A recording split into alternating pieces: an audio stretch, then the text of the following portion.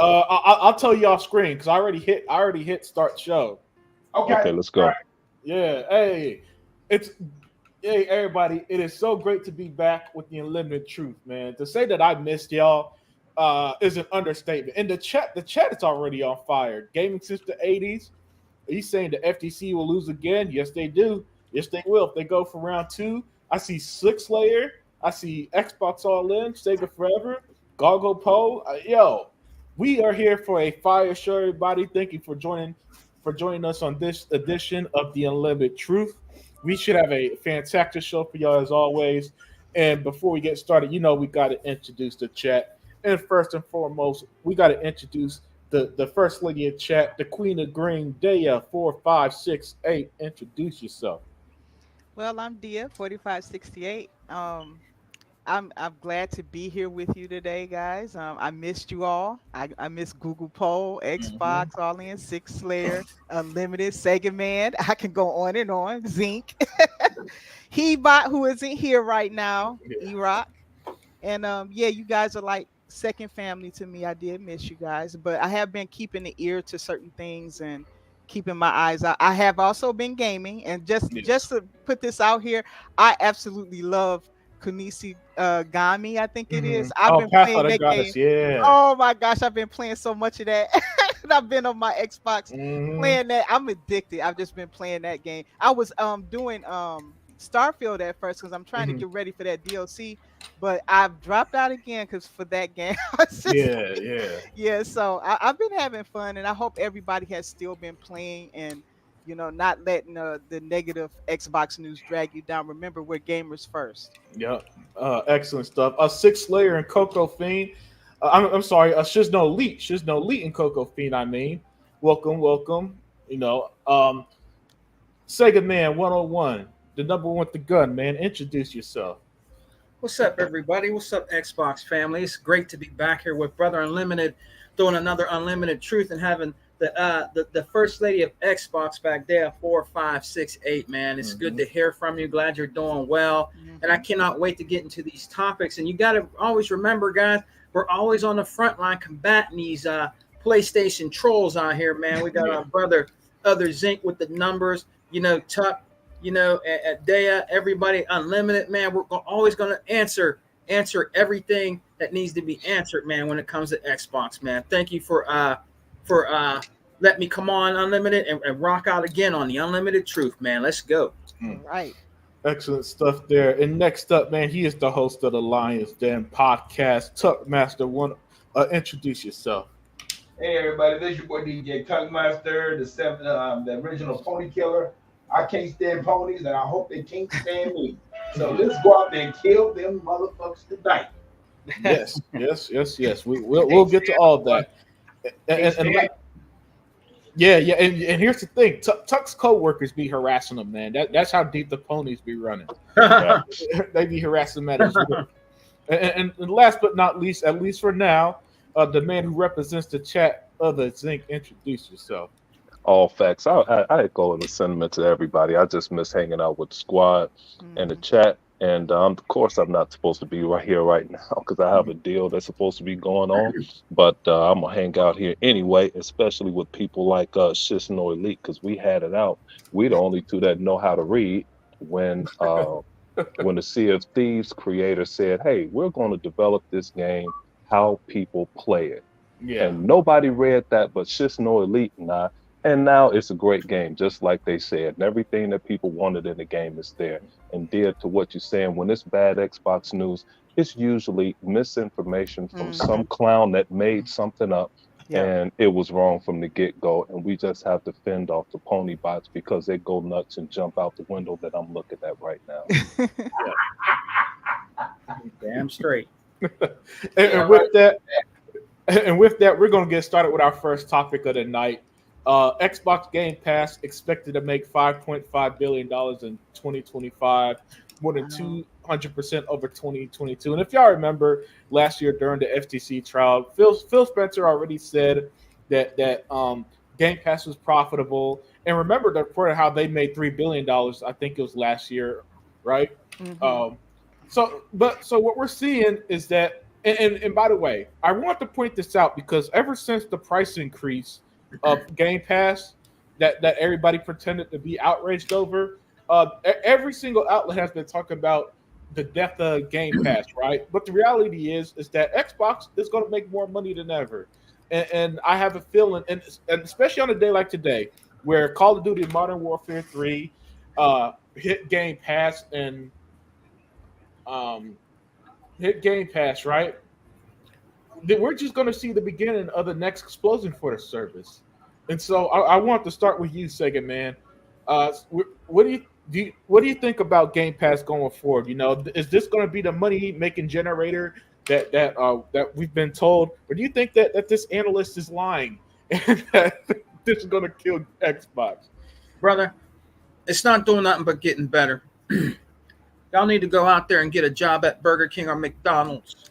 You know what I mean? If you want to play these games, bro, it's not doing nothing but getting better. You get the best value for your buck. How long, Unlimited, have I been making videos and shit talking about, you know, Ultimate Game Pass when they were calling it the welfare pass, the welfare pass, different things like that. You still get the best value for your buck. You get day and day exclusives with Ultimate Game Pass. You get perks with it. You know, you got great games on there right now, like Flintlock, which is a great game that I'm playing right now. The Dungeon Gaming Unlimited we're talking about behind the scenes. There's just so many good games that are, now you can play Call of Duty on Game Pass right now. Yep. This came out today. Right. Yep. It just came out today, and you know, a lot of them are going to be jumping ship. They're already jumping ship, coming over here. There's so much supply here, and there's rumor that they're going to be putting, I guess, Crash Bandicoot 4 on there. Oh, in August. Oh, yeah. wow. Okay. Yeah. If you don't own it, it's going to be on there. So it's definitely worth the value of it going on. Even if it's $2, $3, whatever dollars, it's worth it because it's the only subscription base out there in these gaming streets. That's the you get the best value for your buck. It's better than PlayStation. It's better than Nintendo. It just is. It is. It's. And then the main thing about it, everybody, is that games are expensive today. Yeah. Games are expensive today, so it needs to. That's what happens. It's gonna go up. Games are not. They're not getting cheaper to develop. They're getting more expensive to develop.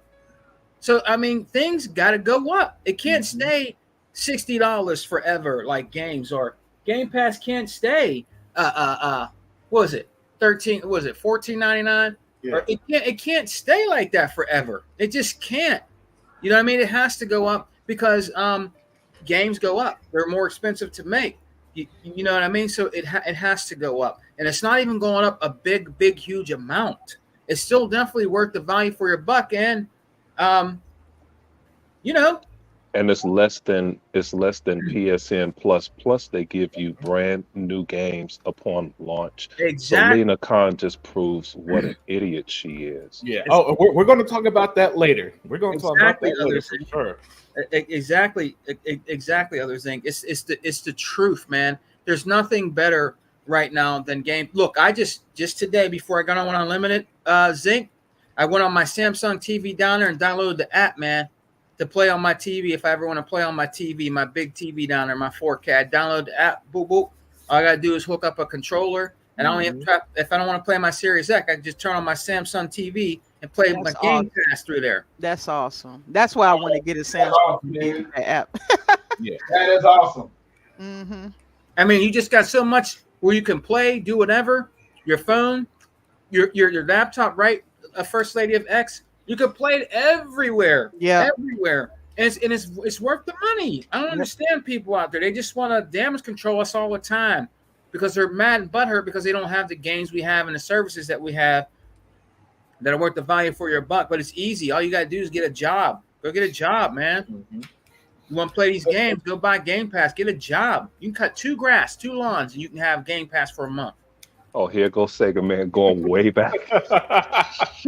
Even Unlimited didn't cut grass for a living like we did back in the day. Yeah, that is. Oh my gosh, yeah. That dude. Like every teenage boy had a long cuttings job. Hey, dear, and our parents didn't put it in the back of the trunk. We walked with that lawnmower Down or the pulled street. it behind our bike. Oh my gosh, it seemed like every teenage boy did that. Oh man. I think it's only going to get bigger, guys, because I'm going to let the crew go. I'm going to close and land my plane on this unlimited. With Call of Duty in there right now and stuff like that, it's just going to get way, way huge, bro. I'm telling you. And Sega Man, I know it pissed people off, but if I'm Xbox, you know what I'm doing when you turn on your Xbox? Have a big graphic that says Game Pass. I mean, Call of Duty now on Game Pass right now, and have a download button. Yes. Facts. Yep, and that would put them that boy that blew everything out the water, man. Believe it or not, Sony ponies, your other dudes that jumping ship, they're coming back. Yeah. I just wanted to let you guys know because I know you punk asses is listening. They're coming back. Watch. Hey man, and what's up to my dog there, Deploy619? He's another one. Boy, Oh, Deploy. Hey, let me also say what up to Batman: The Darkest Night. Batman. Yeah, welcome. Welcome everybody. But continue, Sega Man. So in closing on that, Unlimited, a lot of them dudes that were Xbox 360 dudes did jump over to PlayStation, but them same old dudes is coming back over here. Watch. They're coming back because of Call of Duty. It's just a matter of time. They're coming back over here, bro. They're going to leave PlayStation. Maybe not all of them, but most of them. And they're going to come back over here and get it on Game Pass, bro, and start playing on here. Watch. Yeah. Yeah, and let me piggyback off that, Sega Man. We're already seeing that right now with college football. Yep. College football caused a huge spike in Xbox sales. It did. Yeah. Yeah, and that's the only beef I had with Hebot, because that's not a casual game. It's it's our favorite as Americans. It's our favorite sport. The world sport is soccer. It's soccer. But actually, of course, I played basketball. Is what my scholarship was, but football is my favorite sport. I love college football to death. But we don't play it anymore because having kids, and when they started to do things, you really have to put time in and study all of the plays, or you're inefficient playing that game. It's a lot of lab work to do in order to play the college football game. You have the option, the wishbone, an assortment of plays that you really have to master to trick someone in college football. Yeah. Hell, man. Even though I didn't end up making the college football team, but I did high school football. We had to sit down and literally study playbook to learn to play. Yeah, and have meetings. Like each section, tight ends had meetings, linemen had meetings. It's intricate today. May I add something about the college football part? Yeah, of course. I just want to say that this is an excellent opportunity for a lot of gamers to actually see how the Xbox Series S plays. Okay. Instead of hearing it secondhand, oh, it's a potato or it's a bad machine and stuff. And these narratives was giving an image about the Series S, but people let their wallet speak, number one, which is why the S exists. And then two, they're going to play it and learn and be grateful that the S can play current gen games, all the games that are on the X, and that it does it well. Okay. Yeah. That's what I'm glad for, is that the Series S, or little brother as some people call it, is going to get to shine, and then because nothing's going to be experience, and that's the one thing I'm happy about with the Series S sales, is that people get to get their hands on it and see how it runs themselves and see how it does and why it impressed people from the beginning. Right. Facts, dear. That's key. Go ahead on a minute. Oh yeah, Dave. You know what people are doing, right? They're getting their Series S. They're signing up for Game Pass, playing the 10-hour demo, and then buying college football for $70. So right there, Xbox just got $300, whatever split they do with the retailers off the console. They got your $20 for the month for Game Pass Ultimate, because that's how you play the demo. And then they split the revenue for $70 with college football for those, because everybody's loving the game. Exactly. And you're gonna sit here and tell me that we gotta this is why that this is an Xbox podcast, and I don't need to talk about the other consoles because of stuff like this, Daya. But Sega Man, you got anything else you want to add? No, I just want to close on that because I can't wait to hear what the first say of X and Zinc and you and Tuck have to say, because I mean, there's nothing more to say. I mean, they can keep damage controlling all they want, but they know deep down inside, as we keep repeating, but it's just the best value for your buck in gaming. If you're a diehard gamer and you love games, and you're on a budget, Xbox Game Pass is for you. Yeah. Fact checker, man. And furthermore, let me jump on Dia. Dia just hit the mark, and it will expose your best friend Unlimited, Colin Moriarty, because people will realize, damn, the Series S is powerful as hell. This Yeah. damn game can run Flight Simulator. Exactly. Experience is one thing, and when you experience it, it removes all doubt. Then you know who's been lying to you all this time. Yes. Yeah. And there's some good comments in the chat Yeah. talking Oh about yeah. that. You know, Yo, Snoop yo, I Dogg see a owns the really- Series S. Yeah. Oh, that's right.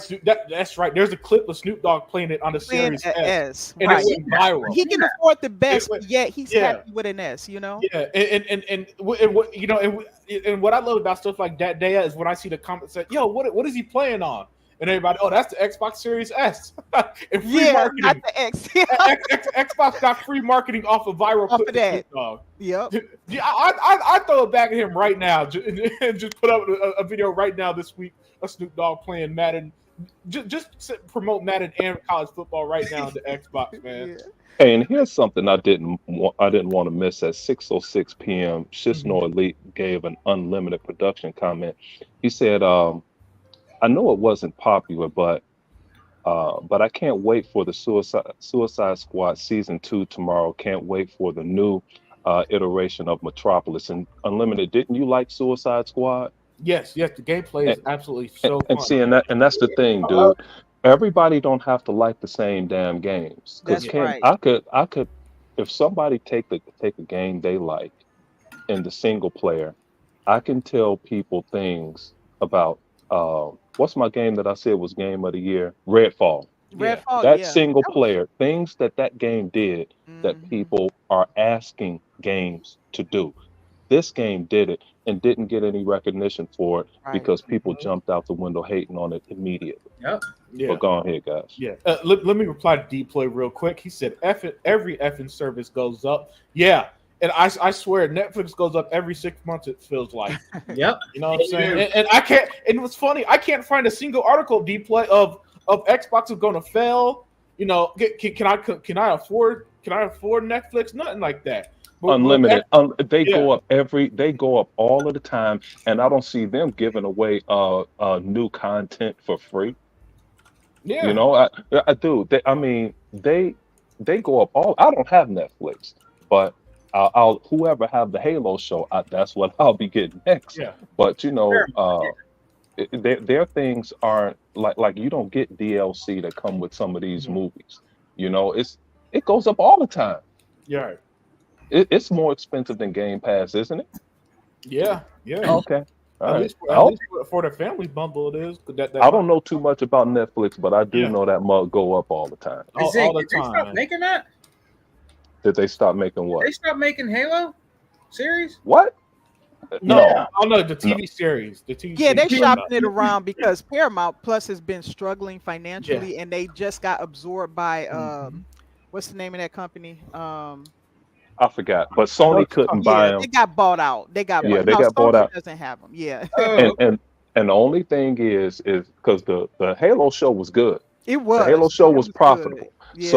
So yeah, they said they it don't. was the second best that they had on there, didn't they? Yeah, say it was something like either that? the best or the Or the second best It was on that they had Paramount Plus. on the Yeah. whole platform. Yeah. Right. Yeah.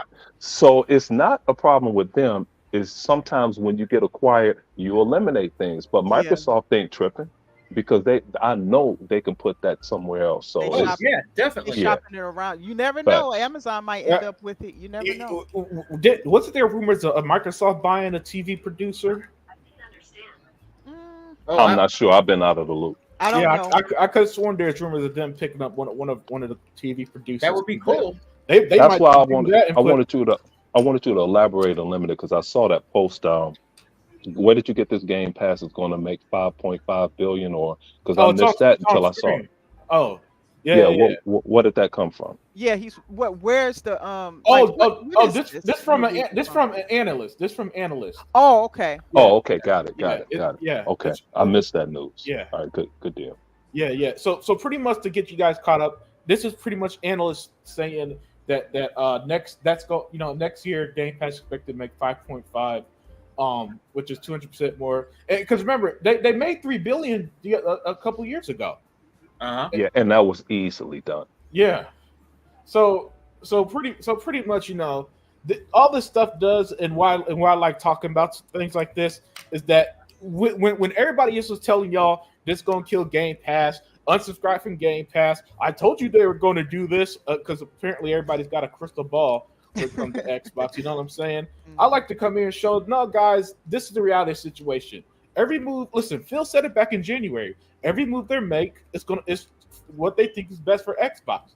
And if they need to increase the price a little, cool, because they just dropped $70 billion on one of the biggest publishers, and we're reaping the benefits. We literally just got Call of Duty right now. We're gonna get Crash Bandicoot next month. We're gonna get the brand new Call of Duty day one on Game Pass, and that's not counting the day that they end up putting the classic games on their day. Yeah. Also, let me say, hold on, real quick. Let me say, give a shout out to Extreme D and Varun Kai Spy. Varun Kai is here. Yep. Yeah. Welcome, you all. Yeah. But go ahead. Yeah. Is it? And here's the thing. And again, Unlimited. I don't like picking on you. But your best friend, I heard a little clip of him saying again, Game Pass isn't profitable. And here's the thing. So what? To us anyway, let them worry about that. Yeah, it's not my problem. But of course we know it is profitable. Phil Spencer said it in court, and he said it multiple times. So it doesn't matter to me what I'm not looking in Microsoft's wallet, which is infinite wallet. I'm not looking in a wallet. We're benefiting from this. Exactly. So settle down. Yep.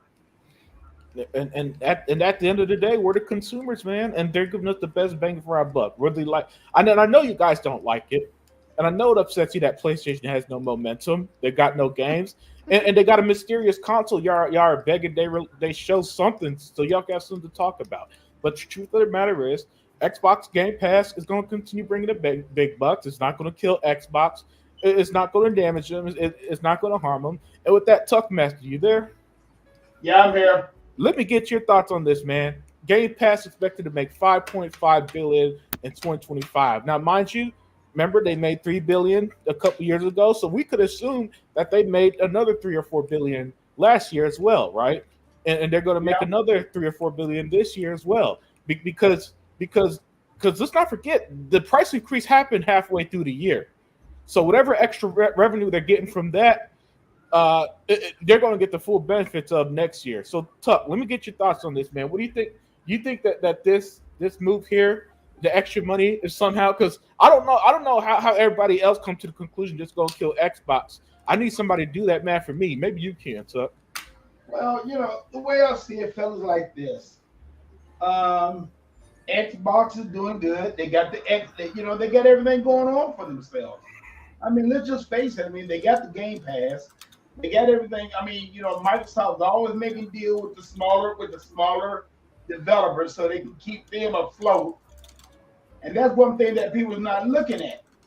I was playing this dude today, college football today, and I'm just gonna bring this up because me and him were playing college football today, and he was telling me that really the Game Pass really doesn't do anything. I said, well, it doesn't do anything for you because the only thing you're playing is college football. Or Madden, or the NBA, or the NBA. That's all you playing. And then he thought about it. He said, "Well, you know what? That's true. That's the only thing I am playing. So it really doesn't benefit me." I said, "Yes, but it does benefit a lot of other people that love to play video games." Listen, Microsoft is everybody have said in this panel.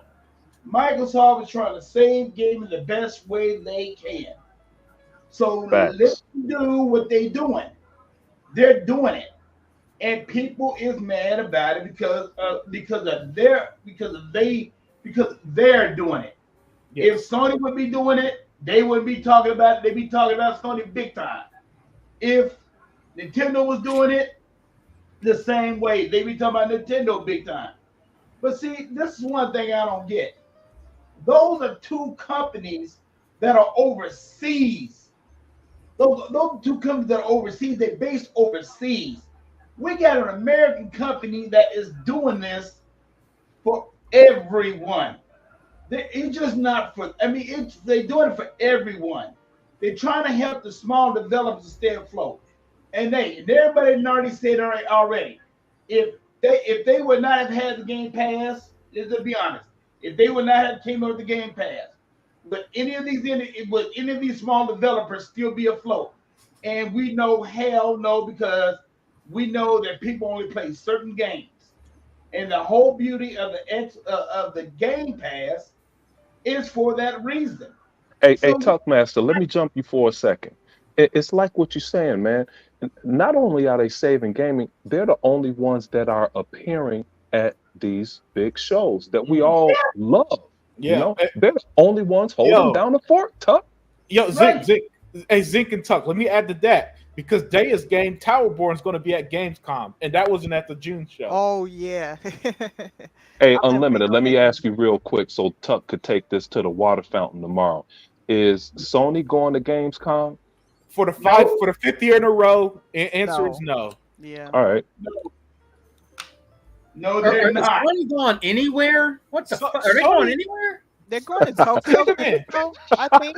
They're going to Tokyo for the first time in 5 years. Five years, yeah. Are they? Because I was about to say they don't even go to Tokyo Game Show no more. Yeah, right. This is the first time they're going. Yeah. 5 years, they turn around and try to make up for something, and they don't have nothing. What are they going to show? They're going to show nothing like they always have been doing the last couple of years. They haven't showed nothing. And this one thing gets me really pissed off about some of these damn people over here. They want to call them the market leaders. I am so tired of them telling us that Sony is the market leaders. The market leaders ain't about shit. When it boils down to Microsoft is running gaming, and they don't like it. Reforge Gaming don't like it. MBG don't like it. The other thing, what his name? Sega. You mean Dreamcast pimple guy? Dreamcast guy? Yeah. Crater face? Why are all these people saying that they're market leaders and they're not? Just because they say they got over 61 million systems out there. Oh, that's the number now? And that's bogus if you ask me. Thank you, Unlimited. And that's bogus if you ask me. If they are the market leaders, why ain't people playing their damn game? They doing all this damn advertisement and ain't making no damn money off the advertisement. Let's get this straight. Mm-hmm. And I'm talking about Sony. When you got big games like Final Fantasy, you don't have to go out there and do no big ass promotion or no big advertisement for Final Fantasy. But they did it, and I don't know why. But yes, I do, because I forget one thing. They got to get people to turn around and try to play their games. Let's get this straight, y'all. Let's get this shit straight. What has Sony done this year? Not a damn thing. They flopped. They've been flopping all year. Unlimited and Tuckmaster, I called them in a lie, dear. How could they flop? How could they flop Unlimited and Tuckmaster if Sony is the masters of marketing? Yeah. Oh yeah. Well, that's confusing to me. It is confusing. Rambo. We're the software leaders. How about that? We're the software leaders. Rambo is here. And he says, why is other Zink in here when he should be working?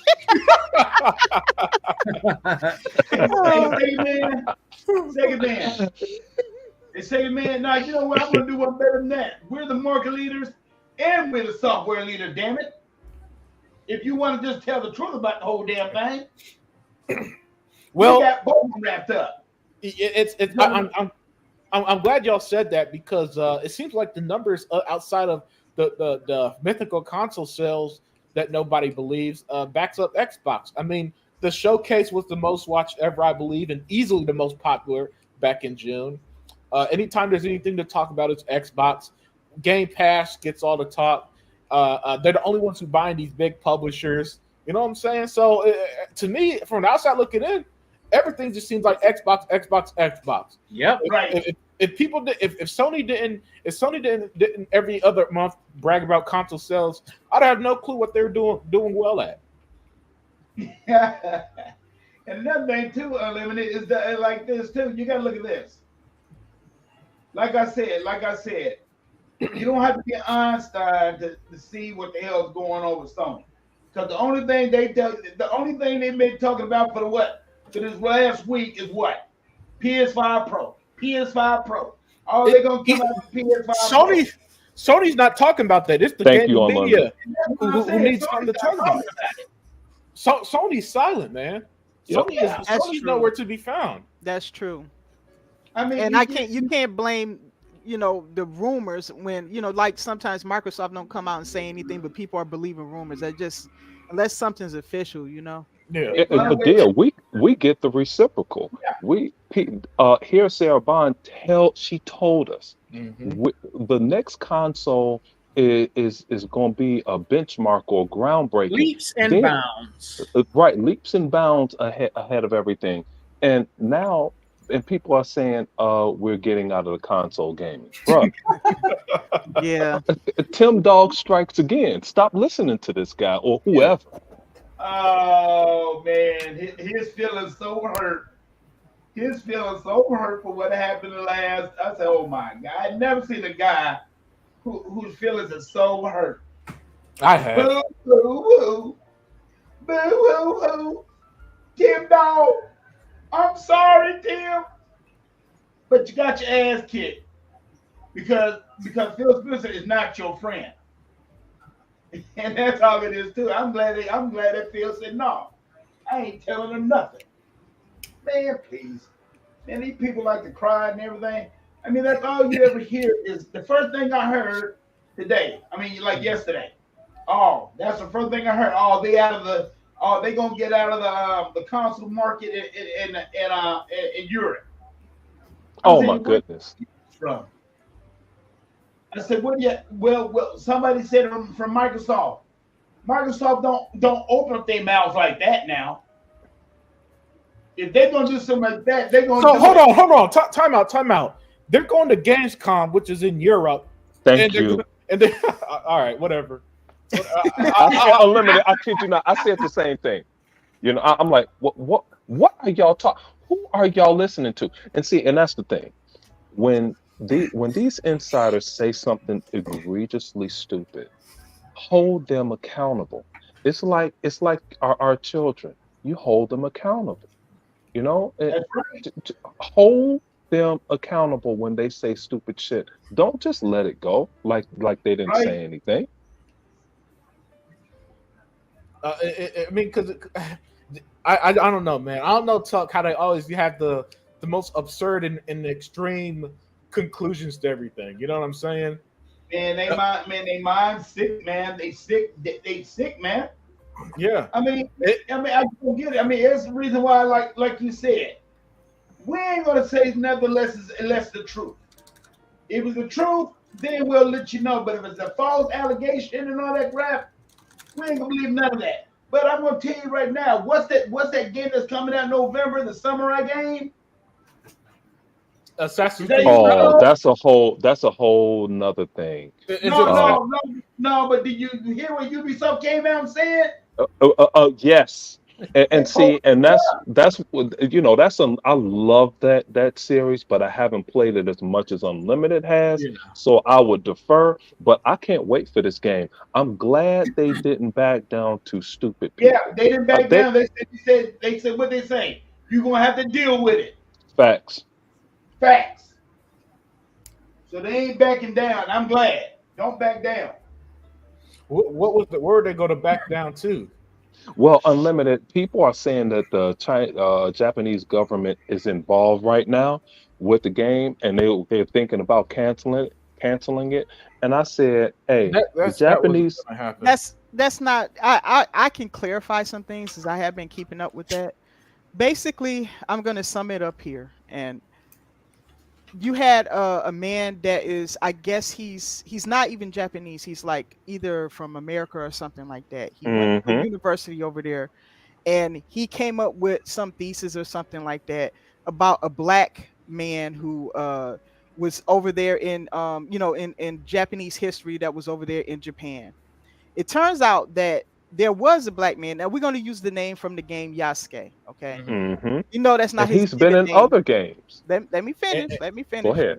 yeah, let Okay. Dave finish, please. Okay, so we're gonna go by Yasuke because that's what he goes by in the game. So it turns out that in the Ubisoft game, Yasuke is portrayed as a samurai who was running around during the time. I assume this is during the shogunate, and Mhm. I know a little something about that myself personally. So Mm-hmm. um I never could get into it because I know how the shogunate operated, and there would have never been a black uh, samurai. I'm gonna tell you that now. Never, not because of racism, but because of what the shogun were. They were like lords. They owned territory. They ruled territories. Think of them like small level kings and stuff.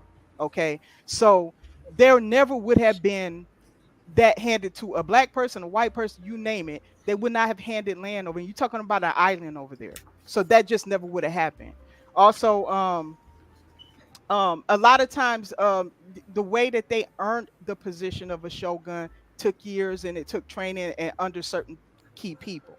So what they later found out was that Yasuke were, yes, they were lords, but they ruled just like a king would rule. Okay, so but just like anything, it turns out that Yasuke was actually most likely a Jesuit priest who was over there sharing the gospel on a missionary cause. Okay, that now some people say that he could have been Muslim. That's possible, but it leans more so that he was a Jesuit priest. Okay, so that is the actual history.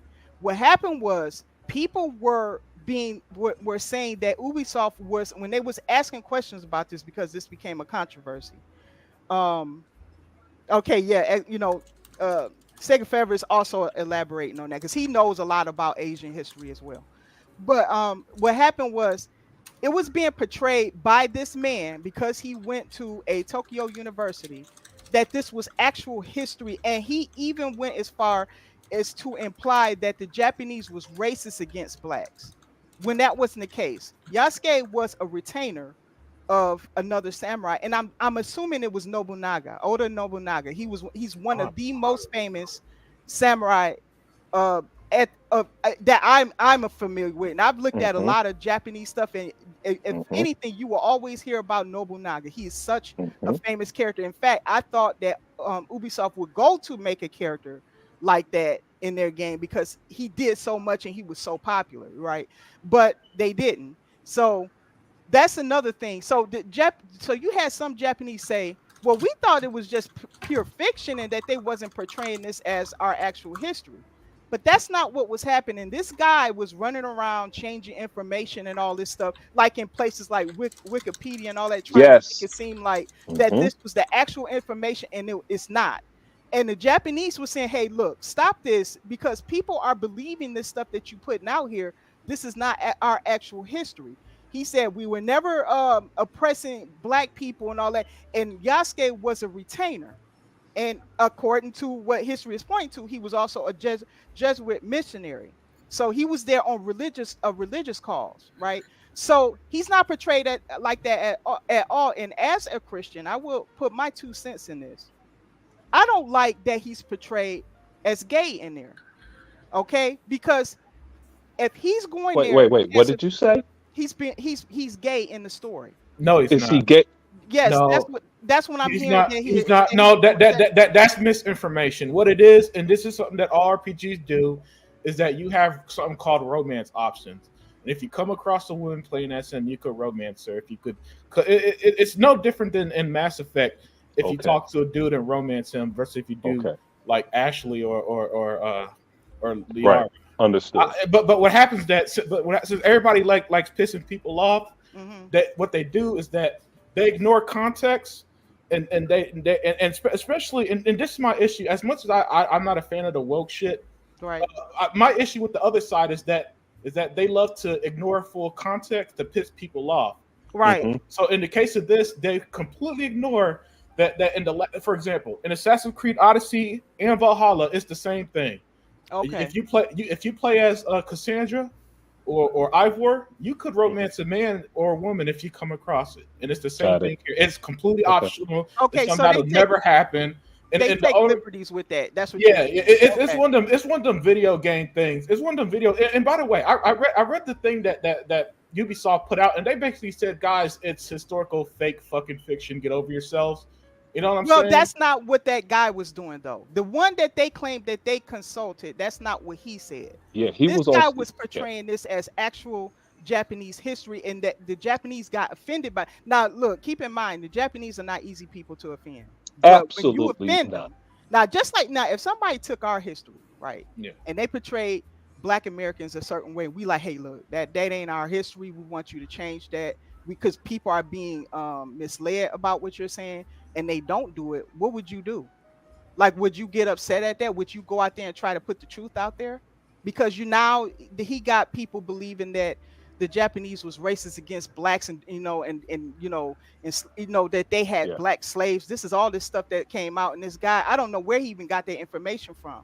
So this is what offended them as a nation, because now you put negative things onto what their history, and they said that's not true. That's not what happened. Well, dear. And Ubisoft even acknowledged certain things that, like, they were showing examples of how Ubisoft did a poor job at looking into their history. They had like a sword that they were selling that that's supposed to be a replica, and it wasn't. It was some sword from an anime and all that stuff, So I think that what this all boils down to is this: that they've gone into another culture and caused some controversy, whether innocently or not, and then they've angered a whole country because of this. Okay, And they did that's it on what, purpose. They didn't do this to Ghost of Tsushima.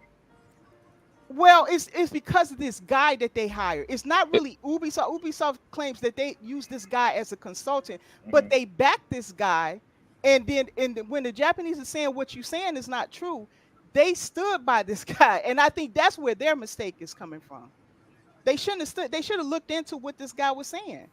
And it turns out that he fabricated all this stuff. And that's when the prime minister was getting involved and stuff, because they think that's going to harm them in the long run. Like, imagine tourism and other things if people are thinking that this is who they really are as a people.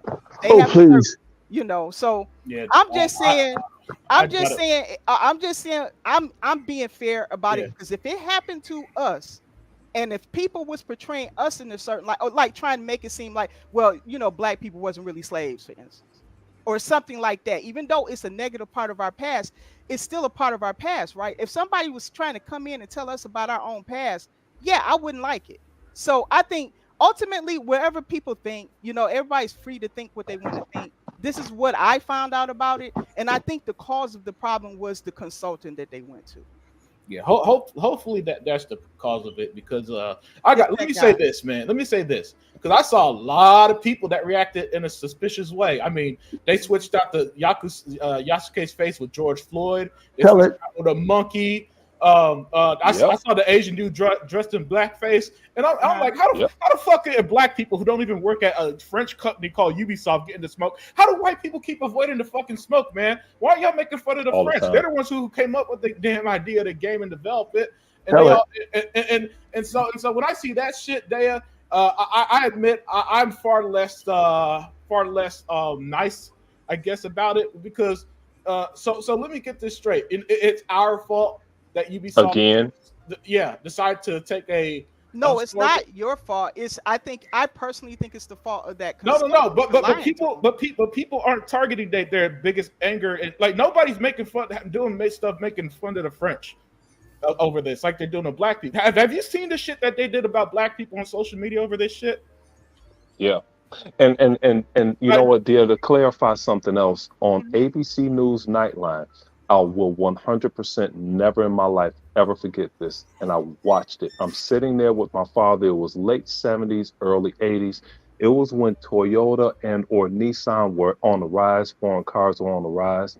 And I watched this guy from Japan say, at first we learned from you. Now you learn from us, because they were coming up after rebuilt their country, after they put us in the war by bombing Pearl Harbor. Right. We would never drop two bombs on two cities to decimate them had you not blown Pearl Harbor the fuck up.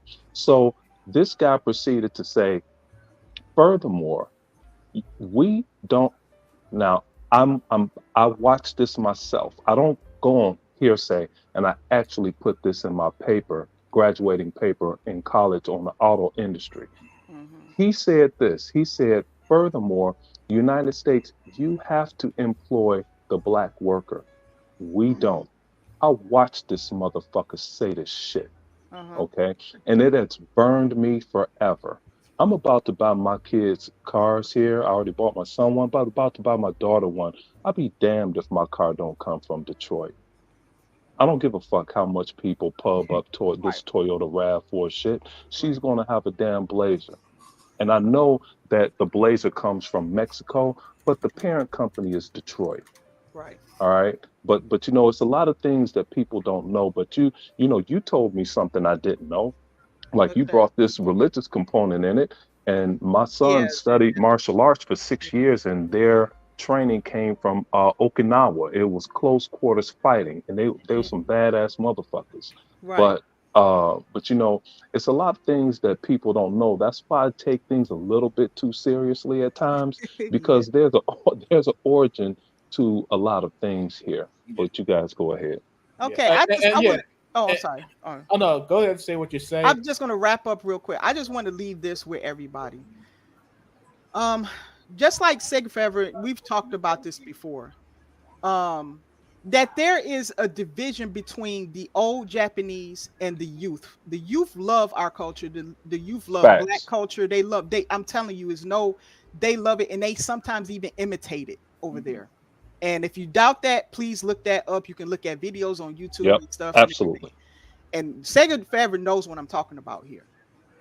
But then you got the old Japanese culture that they don't like the fact that their country is open up to other people. They still resentful of us attacking them and winning and things like that. Yes, you still have those elements, but these people are dying out. They're growing old and they're dying out. So the only thing I want to leave with everybody is this, don't let this be a hatred against all the Japanese, because I like to look at 100% agree. I want us to understand that there are people who do love our culture, and I mean black culture. They like it a lot, and this isn't a race divided. Right, it's not that. It's just discussion, guys. Right, just discussion, and it's fair game to bring out the negativity of what Japan does, because they get too much of a pass in this country.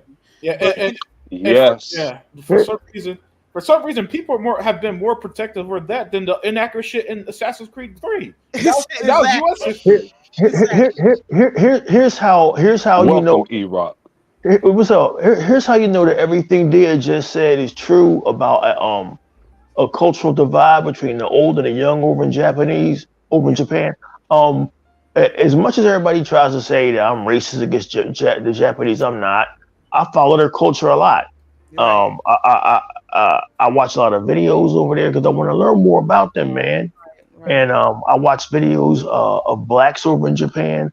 But besides that, I'm a huge wrestling fan, so of course I follow New Japan Pro Wrestling. Right. I follow the female companies over there, Stardom, and the new one that just started, Marigold. Anyway, make a long story short, all of their youngest wrestlers, all of their hottest wrestlers are leaving Japan and coming to the United States, not just for the money, but they just want to come over here. Right. Their youngest wrestlers, well, he's not young anymore. Kazuchika Okada, that Japanese dude got his hair dyed blonde, and he's jiggier than any nigga, right? Their top female wrestler, her name is Julia. She's half Italian, half Japanese. This chick is beautiful, right? Right. Yeah. Every time you see her fucking floss is like she must know niggas. Her floss is always on point. Not only that, but she spends thousands of dollars a month to get her hair braided, like a black person. Yeah, just like they do dreads too, by the way. Yeah, so they're the young people is on some other shit, and the old people is on that traditional shit, and it's a cultural divide between them. Now, as far as all of this Assassin's Creed shadow shit, I think it's fucking ridiculous. I don't think that anybody's deliberately, whether accidentally or not, trying to smear or spread falsities about the Japanese culture. Listen. Right? Yeah, I have seen fucking shit like Attack on Titan. I've seen all this. I've seen some of the most ridiculous fucking shit. I got this movie from 2004. It's a classic called Dead Leaves, right? And it's about these two. It's by Filmation, one of them Japanese company. It's about these motherfuckers with superpowers. They get put on a prison on the moon, and the one dude whose head is a TV named Retro fucks the other chick in the prison, and the other dudes, and the other dudes in the prison is listening to this shit, saying, "Wow, that sure was some awesome boot knocking." So now wait a minute, Assassin's Creed offends y'all, but Dead Leaves didn't. Dead Leaves wasn't offensive to y'all culture. Dead Leaves didn't make y'all people look like fucking horny assholes. But somehow this black samurai Yasuke, that was a bridge too far. That was a bridge too far. Now the reason why I brought up Dead Leaves is because some of them. I know you don't watch that shit, Dia. No, I seen that. Yeah. I caught Dead Leaves by accident on Cinemax. I thought the shit was hilarious, and I've owned the DVD ever since. I just thought it was fucking hilarious.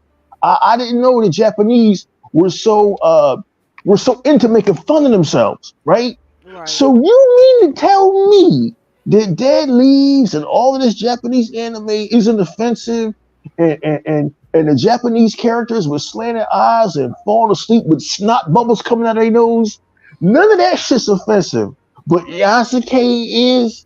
So all I'm saying is that slavery stuff that the guy was pointing at, as if the Japanese were. Yeah, he was basically making up some stuff. He was making up things, and that's what got them angry. That's what did it. Yeah. Because I hope that's it. That can I hope kill it was untrue.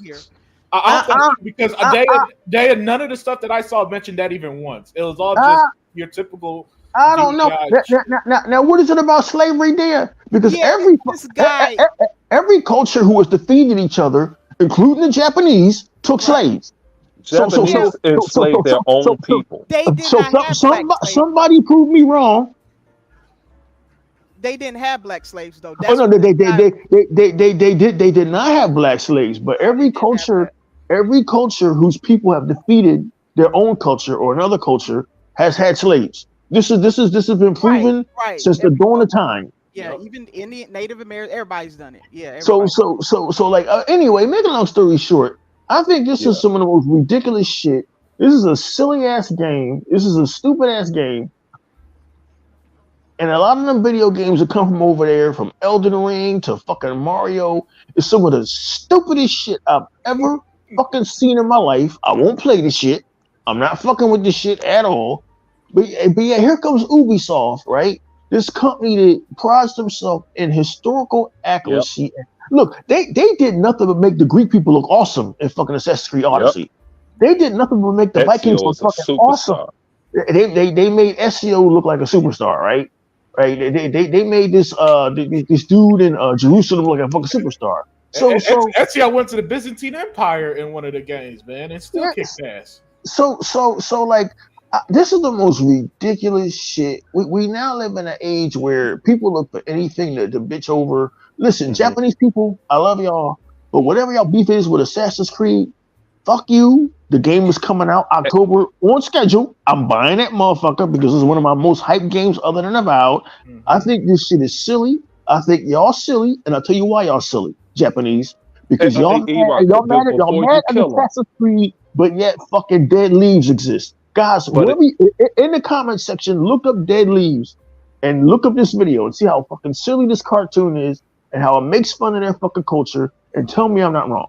But Erock, the thing that Dia is saying is, and what we're saying, this is one person making up shit. It's not the Japanese culture. And that's one thing that I've learned to be very, very cautious of. Who's saying what?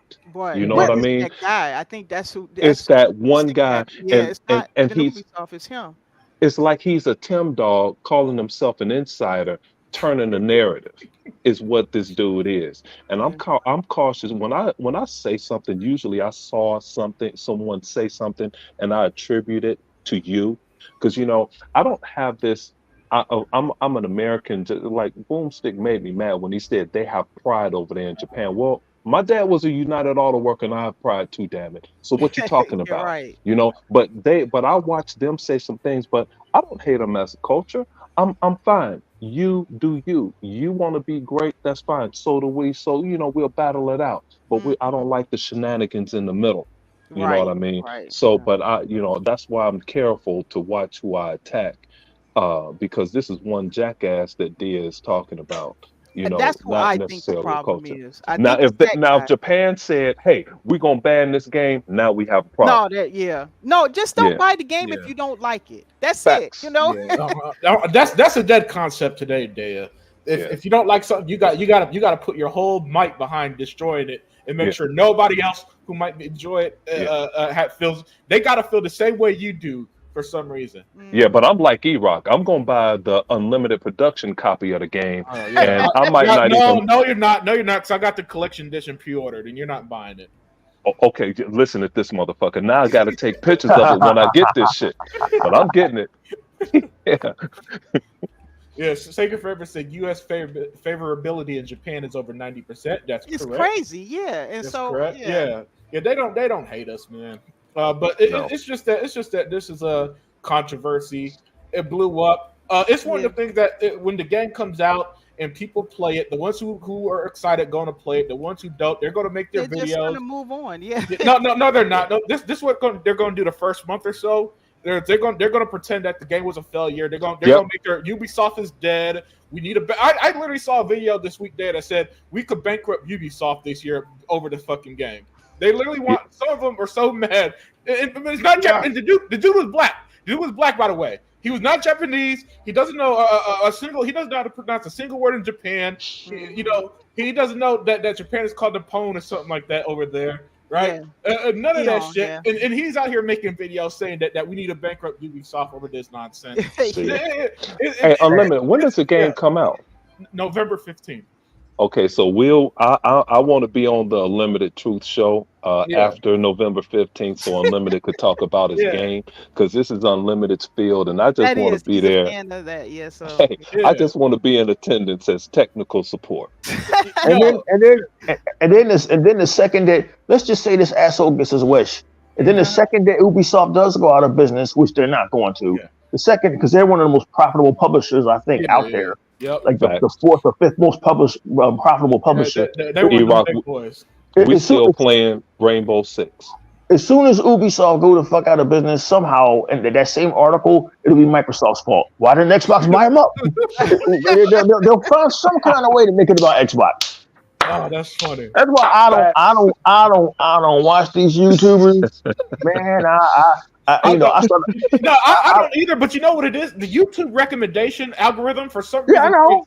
I know. I hate that algorithm because it thinks if I want to see Assassin's Creed Shadows, it means I want to see literally everything, even the hate stuff. And so so if I watch something, for some reason it just recommends me all this nonsense I'll never watch. And the do not recommend button that you could click doesn't work. I don't even know why that thing's just. I don't know why they put the fucking thing on the site, because it doesn't work. It literally doesn't stop you from. It doesn't stop a damn thing, and it drives me crazy. They've been going out of their way for months to bury Star Wars Outlaws, and one of the same dudes who tried to bury it actually played it and said, "Yo, man, this is fucking awesome. This is fucking great." And it's like, yeah, I know it's great. Pussy, it's fucking Ubisoft. They make great games. They've only had one game that didn't hit in the last 10 years. And that was Watch Dogs Legions. So it's Ubisoft. But I mean that's what this YouTube is. That's what these journalists are. Everything with them is knee jerk. And again, this whole shit with the Japanese being mad about it just it's a bad look. It's a bad look I'll say because it remains to be seen. it's a bad look because it's your own history. Look, you wouldn't be mad at somebody. Erase y'all fucking history. Y'all the ones they that didn't have black slaves though. but I understand y'all didn't have black slaves, but y'all the motherfuckers that brought Yasuke to our attention. So if y'all was ashamed that it was a black samurai, then y'all should have erased them from history the way that Americans is erasing the Civil War from history by taking down all the fucking statues, which I think is stupid. They took down all the goddamn Confederate statues, right? And now there's you took down all the fucking Confederate statues here in America, right? Down south, right? The only thing that's left standing is they aren't all gone. Well, and they trying to put the ones they took down back up. Well, they're not all gone, but they damn sure tried to take them all down. Yeah. But here's the thing: you let white people off the fucking hook, and now we can't sit and talk about this shit because those Confederate statues. That was a teachable fucking. Right. That's how I feel. Yeah, you can't avoid history. Yeah. If you don't know about it. Here's the thing with that, and I know this firsthand because of how I got here. Of course, I wasn't born yet, but how I got here is amazing. But it's a symbol of oppression right in your face.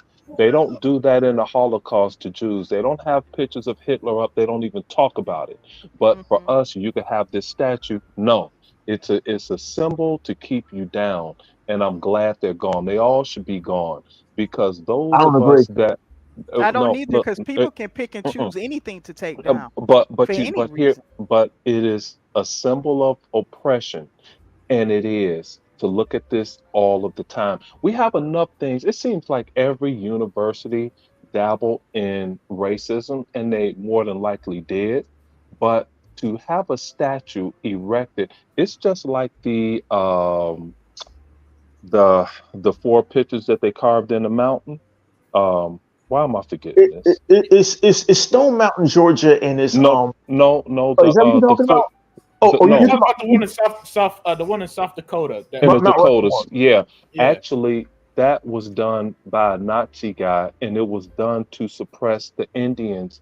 And they actually put that on the top of a mountain that they worshipped. It was a symbol to beat them down. That's why that's there. That's the true history of it. We could go into this all day, but I like to keep it level and keep it gaming. But that's something that's at a different level. But that's what those things are there for. And like this piece of shit Ramo here. Yeah, hold on, Zink. Just to add some context. So today and Iraq.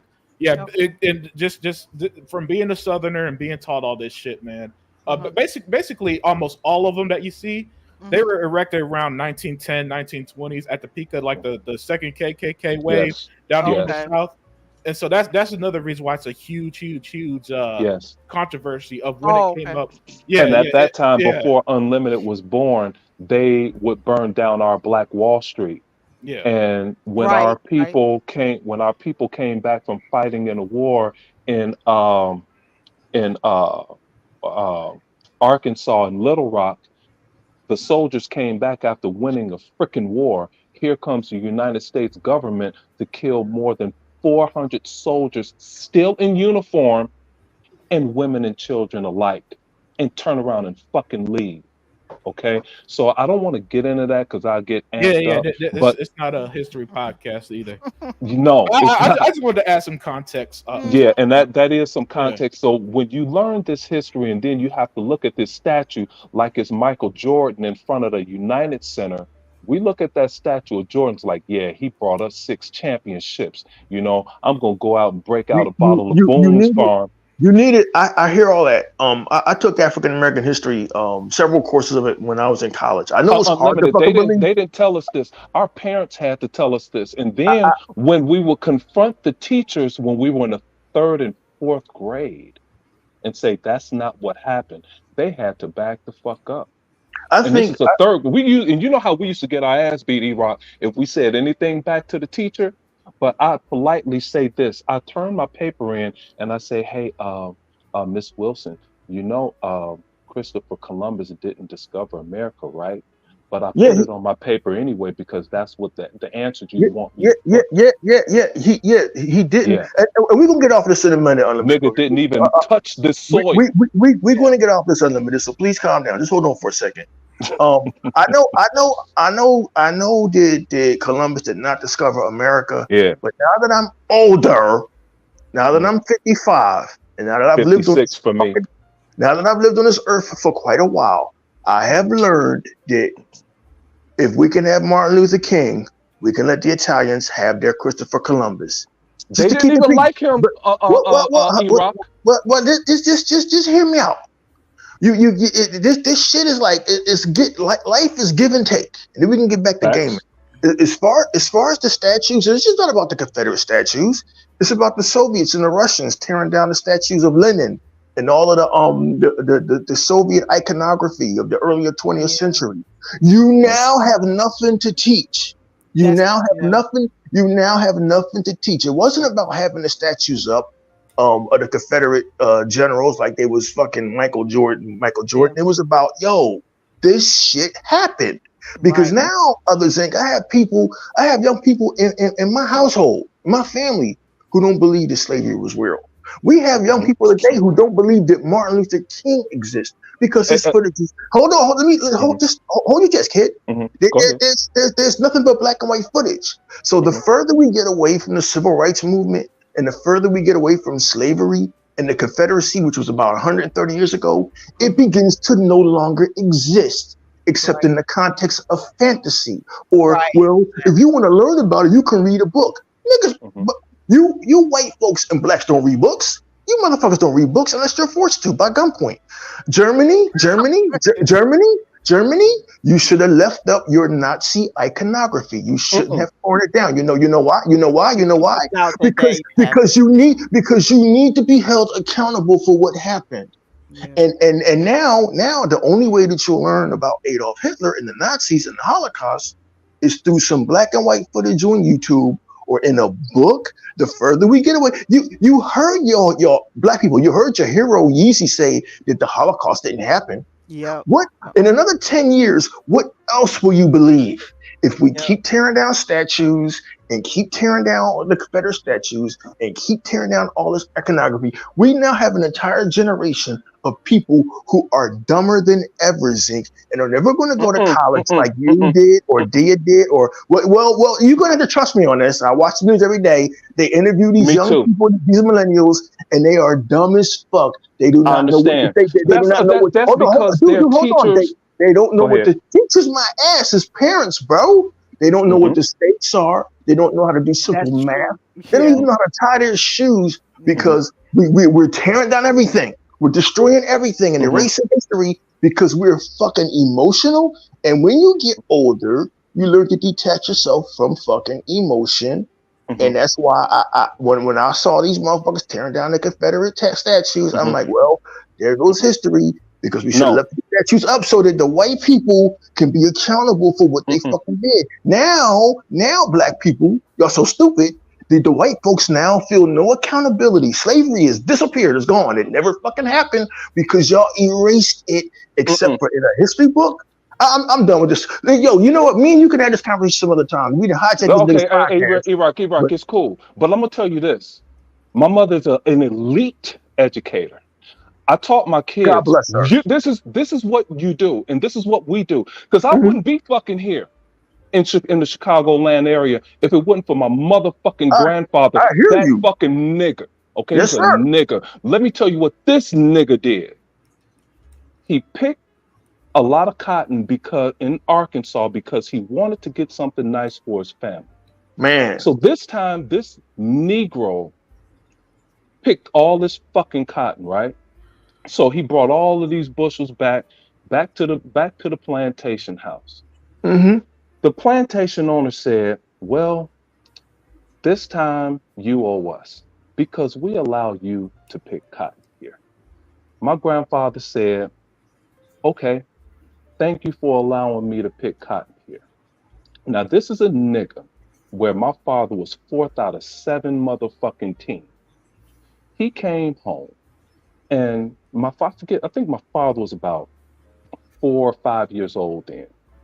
They packed up the whatever the fuck they had, and they moved up here to the Chicagoland area. Outstanding. And my grandfather found a job working at U.S. Steel. And Outstanding. then comes my black motherfucking ass. But before me, my mother taught us all of this bullshit that happened. She did her That job. actually happened. And hold on, Yes, sir. because I had to teach teachers, and I didn't hold back. I was a motherfucker, and I was not a genius like my freaking mom. I was not. But I listened to what she said, and it's up to us to teach those behind us. You're right. So much Yes, sir. so, my son went to a school that was 2% black. And fortunate for me, my son had my mother's genes, and that nigga is a fucking genius. And he wound up doing his report on Muhammad Ali. And today, the motherfuckers in Georgia don't want us to have a history report that predates 1972. Well, that would eliminate the first 4 years of my fucking life. And the reason I hate the government today, and I'm a rebel without a pause, bro. I hate the fucking government. Fuck everybody. I don't like nobody running for president. They could blow all of them motherfuckers up. This is true for me. Fuck all of them. And number one, the first reason I don't like these son of a bitches is because they stripped Muhammad Ali and we didn't get his fucking best. The nigga wasn't fighting. I And I know. wasn't even born yet. I had to watch all of this shit on tape. Now you don't want us to learn our own history. You don't stop the people, the Jews, from learning their history. They can learn it. But to watch a statue and revere this statue and watch people, white people, smile behind this statue, no, I want to fuck you up by this statue. So no, I vehemently, and I come from a family where I literally have some 40 cousins that are teachers from Los Angeles to Rochester, New York. And this is true.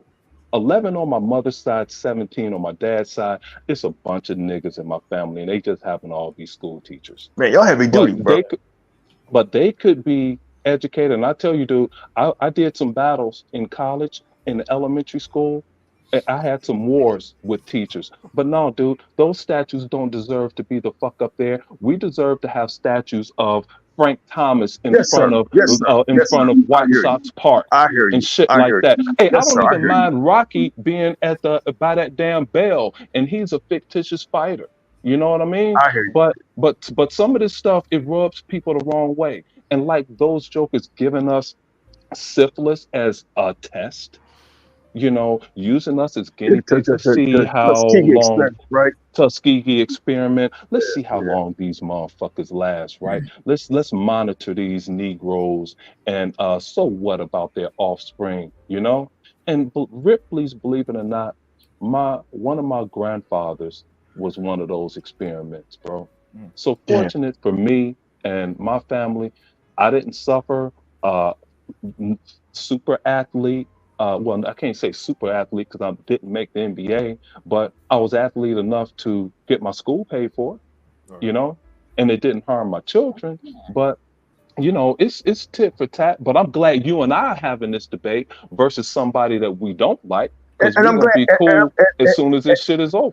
And I'm glad that you and I are old enough that we can appreciate each other's Facts. point of view, brother. Because All just like facts. just like I didn't want those statues torn down as a teachable moment, I also understand why there needs to be down Center City, Philadelphia, a statue of this gentleman named Octavius Cato, who was killed during a transportation rally in 1886. He was a black man killed by white people. So they finally decided to put Octavius Cato's statue up outside of City Hall, recognizing that I'm this had glad you happened. said So that. And just like us, Iraq, let me jump you for a second. Just like us, there were white people that stood right next to our black ass helping us to vote.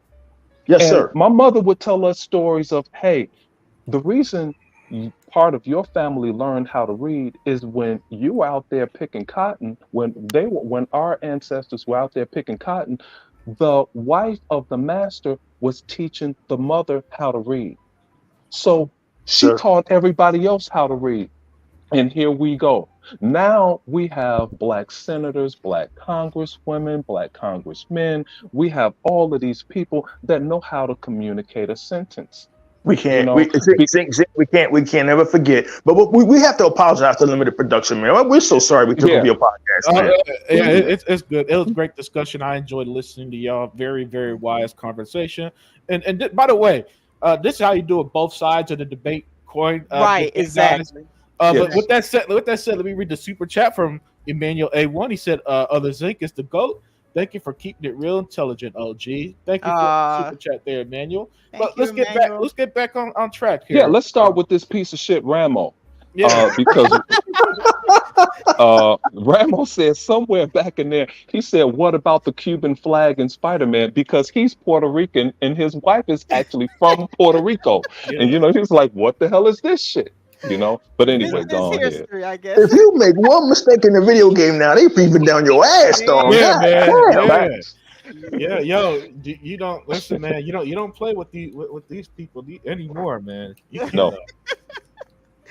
And what was crazy, and this is why they keep getting in trouble. The people that they want to represent, they don't work for these companies.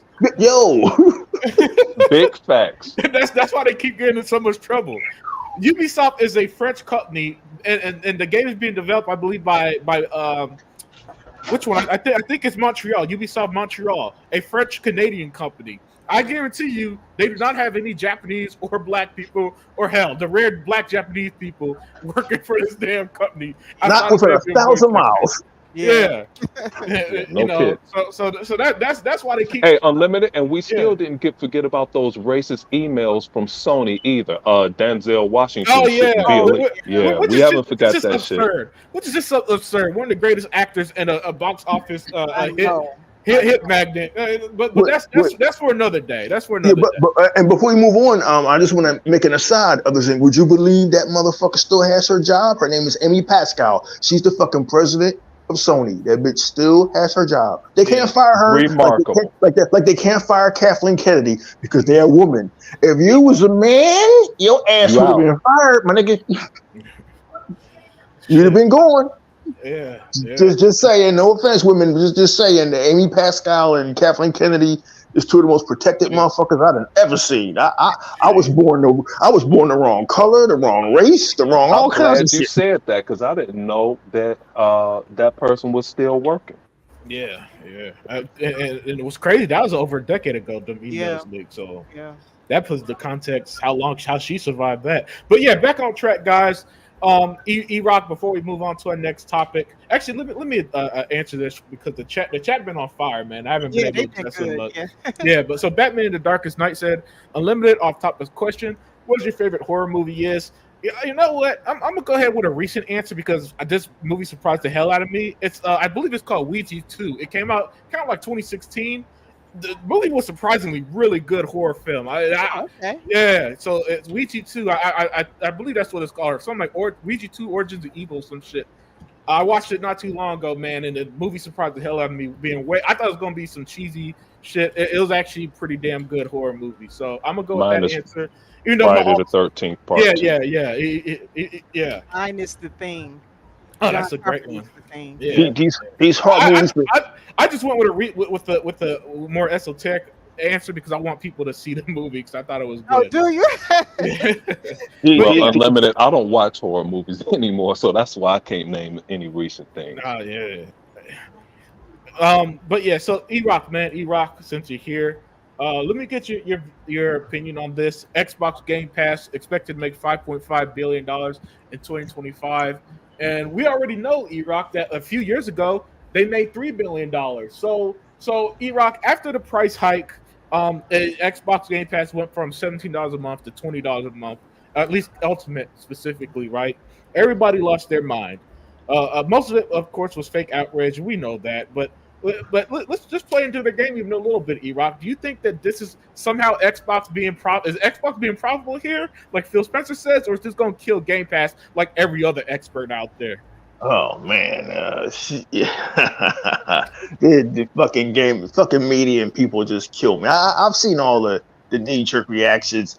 I think oh no, it's Alex. I didn't watch the video. He made a video. Oh my god, I can't believe it. Your Game Pass is going up. Like you guys It are was so fake. utterly fucking ridiculous, right? You know the Xbox charges my credit card for Xbox Live Ultimate each month around the 22nd of the month. I don't even know they fucking doing it.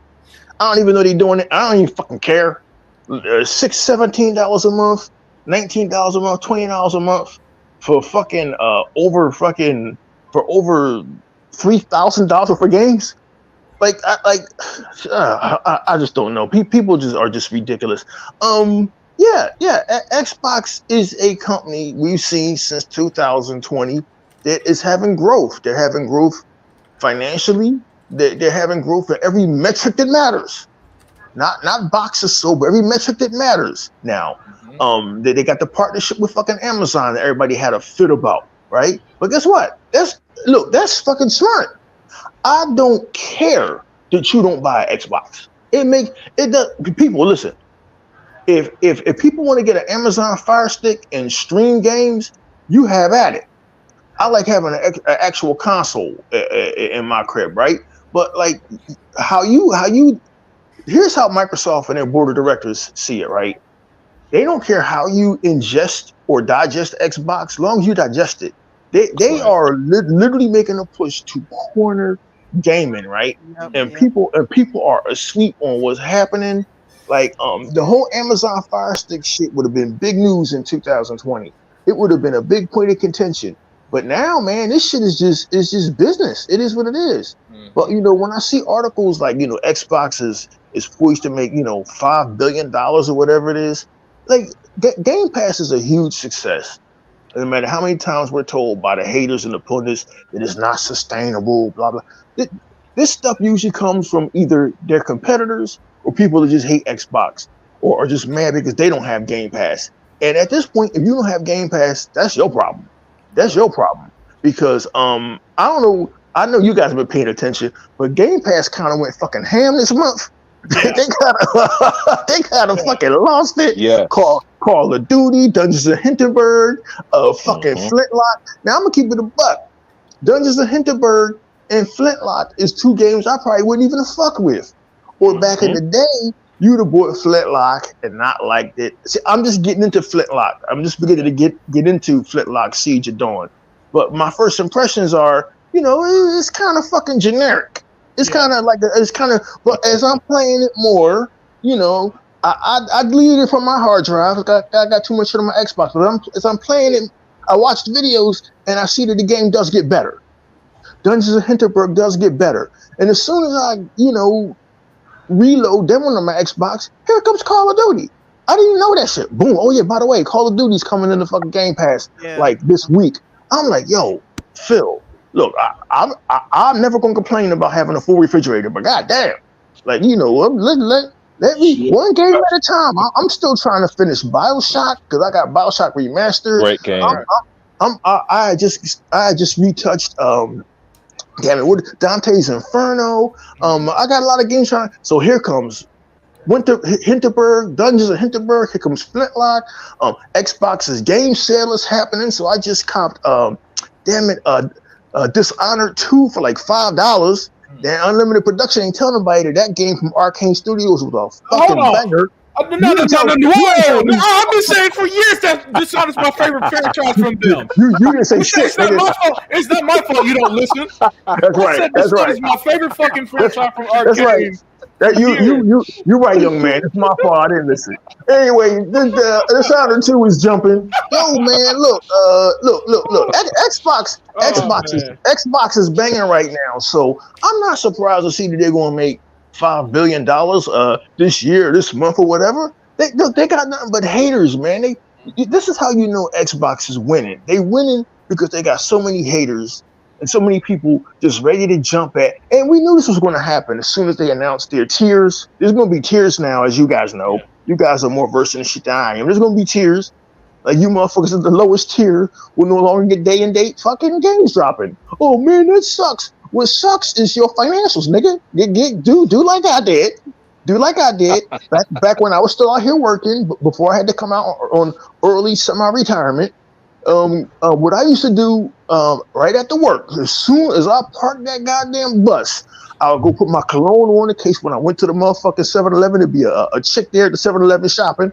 I would go to 7-Eleven or Rite Aid or Walgreens or whatever you have in your neighborhood, and I would stock up on Xbox Live cards, right? Those $15, $25 Xbox Live cards. I would stock up on that shit, so I would have Xbox Live forever, right? Because I didn't think about the money back then because I was getting tip money. But like the thing is now, like if you have Game Pass, whatever your financials are to keep some money in your credit card available for Game Pass because it is worth it, and it more than pays you back. It more than pays you back. I mean, for $20 a month, you're getting what, thousands of dollars worth of games of a Zinc.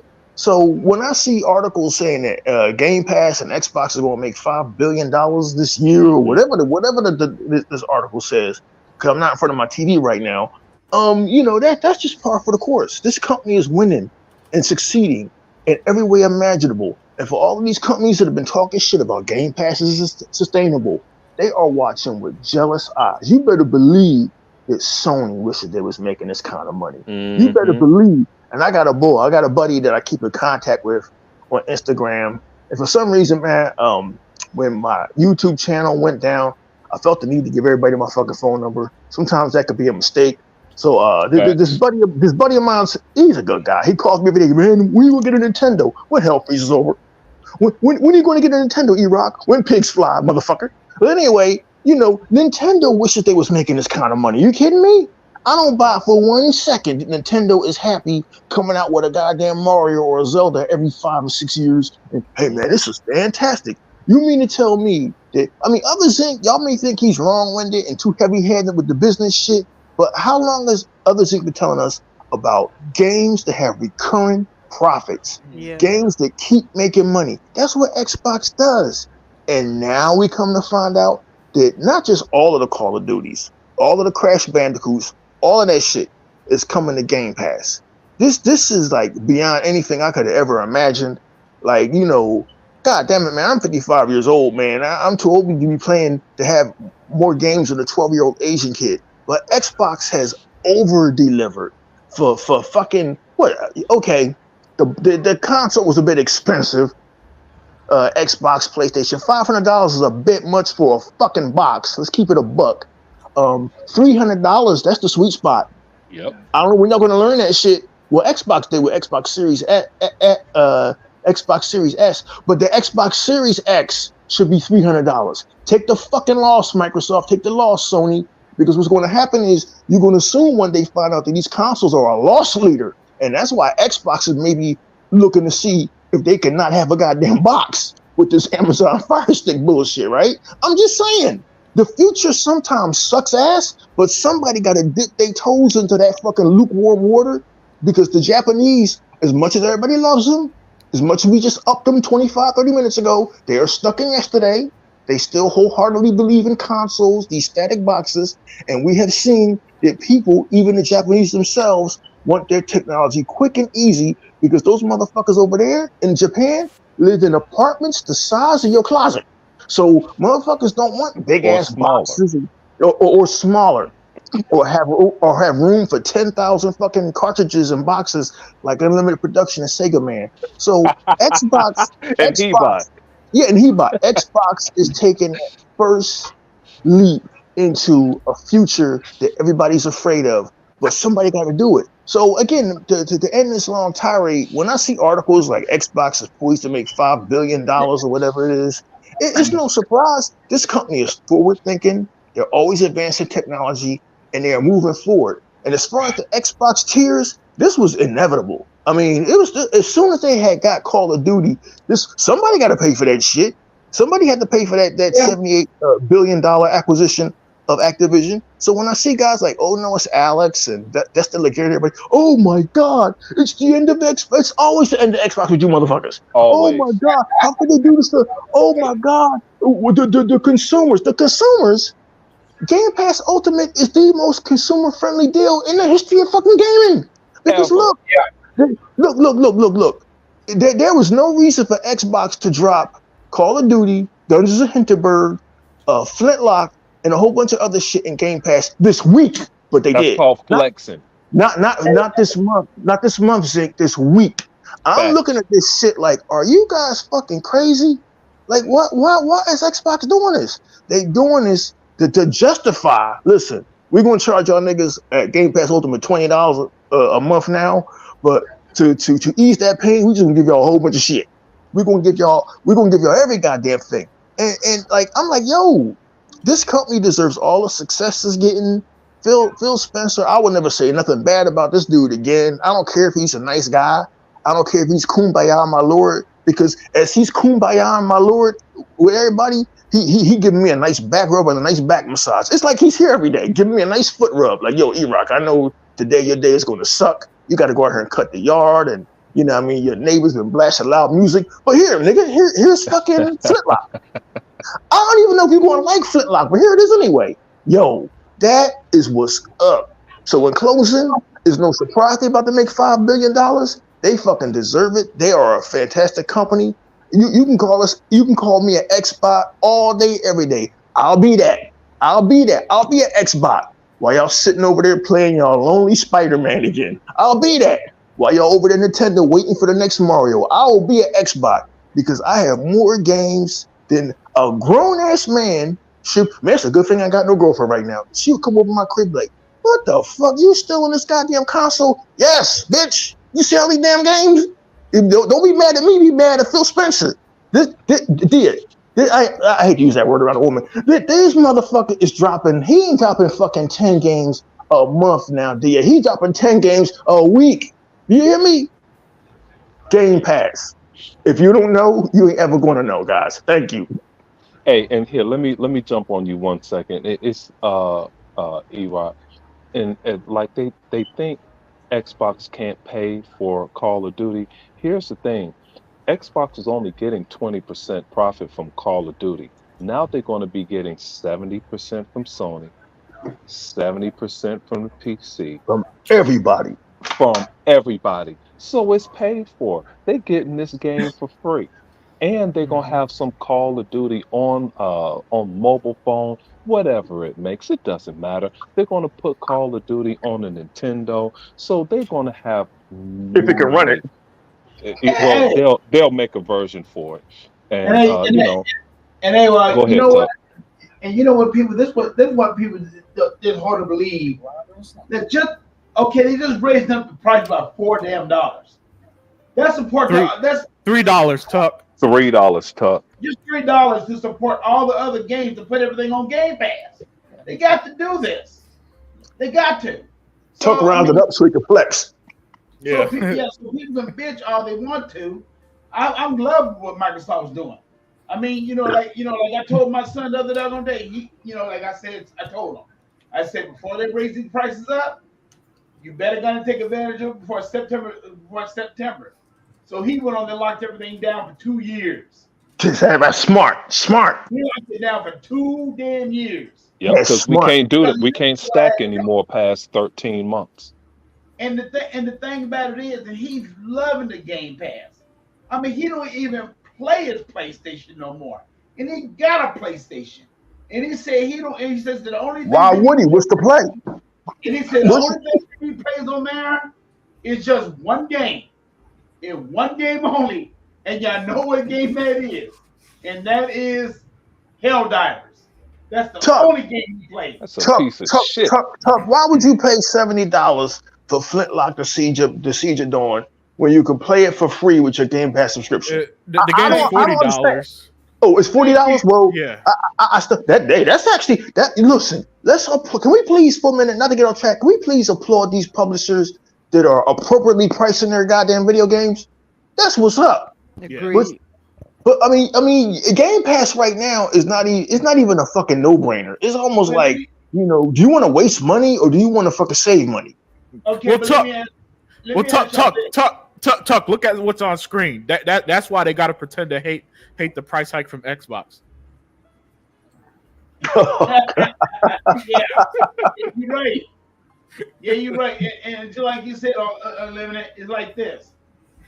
Okay, it's $40 on the PlayStation, right? It's way more expensive than $40. You talking about a year, right? You talking about Flintlock? Now I'm talking Oh, about Flintlock. Flintlock. Yeah. It's $40. We don't have to pay for it at all. So you don't think they ain't mad about that crap? Oh, they should. Of course they mad. They mad about all of that shit. They mad about Call of Duty. They mad about all of that shit. Somebody should tell Lena Khan that. They mad about all that stuff. And what makes up ain't a damn thing they can do about it. And I'm loving it. I'm loving it. And like I told them, let them come out with a PS5. Let them come out with it. Let them. Because they come out with it and it does, and like we always have said, what game do they have coming out with it that's gonna sell the system? That's a tuck. We gotta stop asking that question, and here's why. Game Sales has proved that there isn't a single exclusive that does that anymore for them. So it's an irrelevant question because even if they listen, the PS5 could potentially cost as high as $650. Yeah, if it's that price, it's dead on arrival, right? But let's okay. Let's say it comes out, they're just gonna fucking play Fortnite on the damn thing. How do you know this Unlimited? Because the numbers prove that's what they always play. And Roblox. And the last Roblox only on Xbox and PC. I don't think it's on. Well, they do have Roblox on PlayStation now. It must have came out recently then. Yeah. Hey, Unlimited, and there's another thing too. There's another thing too that we forget about this thing too, is that all they talk about is No Man's Sky. Oh, like what? No Man's Sky? My friend will tell me. I said No Man's Sky, man. I said nobody ain't playing No Man's Sky no more. Nobody ain't playing that damn game. Well, they like to try to promote that as a replacement for Starfield and all that stuff. That's exactly it, Yeah. That's exactly it. They too dumb. The PlayStation community right about now, they too dumb to flip the script and be like, well, we don't have no games because PlayStation is a console for people that have busy lives. Y'all too dumb to flip the script. Yeah. Well, E-Rock, Unlimited's best friend Colin Moriarty said less is more. Oh my God. You know what? I believe it. That's something he would say. That's something he would say. Also, if you see on screen, Xbox added $5,000 worth of game last year in 2023. So I could imagine it's going to be either the same or more this year. Gonna be more this year. They got so many games coming out that they're making, and then all the other stuff they're adding it from ABK and all this. I think it's going to be a lot. Yeah. So $200 a year for $5,000 worth of games. That's a pretty smart trade off. Really good. Yeah. Well, Alina Khan disagrees. Yeah, that Lena Khan. I warned you people. I told you that one. Yeah. Yo, Dea. Shout out to Dea because she was dead on. That's also happy she made it to today's show. Well, I didn't like her. And the biggest one I can't stand is Elizabeth Warren. Mm-hmm. She's the worst. And anything Lena Khan does, Elizabeth Warren. Great job, Lena. Oh. Yeah, which that leads. I'll tell you the same thing too. Anything that the government got something to deal with, this thing's not over with. Because I know how the government is, man. I mean, I've been working with the government for 35 years. Mm-hmm. I know how them backstabbers do. In a heartbeat, they won't let things go until they have to. Yeah. Well, let's move on. Listening. Yeah. Well, moving on to the next topic. It is going to be about the FTC versus Microsoft round 2, because after the price hike, the regulators, that's all they are, people regulators. So don't think that they have any real power, right? They came out and said this exactly the sort of consumer harm. Listen to the words they use. Consumer harm. Yeah, paying $5 for a loaf of bread, that ain't consumer harm. Like $100 at the grocery store gets you nothing these days. That's not consumer harm. But paying a little extra for video games, which we just showed you had $5,000 worth of content last year, most likely going to have more this year. That's where they draw the line. And so unlimited. Yeah. They called Game Pass now a devalued product or some shit. yeah, Some stupidity. extremely stupid. And this is and I want to start with Daya because Daya, I gotta listen. Daya belongs here, man. She's in the pantheon of people like E-Rock and Hebot who be saying some shit 1 month and then like 6 months down the line, what they said comes true. I don't know how you guys keep doing it, but it's always been phenomenal when I see it. So Daya, you pull out your crystal ball months ago saying that they're going to come back. My dumb ass over here said, nah, they done. But so I'm gonna ask you this, Daya. What do you think about this? Plus, what can they even do? Microsoft is literally already have the games on. They already have reaping the benefits, putting the games on Game Pass. Everything has went through. They put their people in charge. Like even if they going after Microsoft again, what can they even do at this point?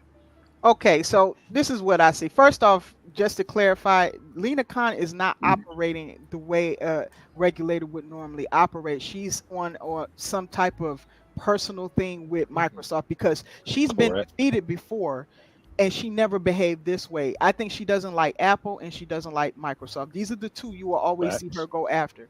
And so when I noticed her behavior was not adding up like things that she was doing, I understood that this is beyond that. And when you factor in emotion, don't ever expect logic to work into that because it won't. Nope. So excellent. Here's what's going to happen. That's not right.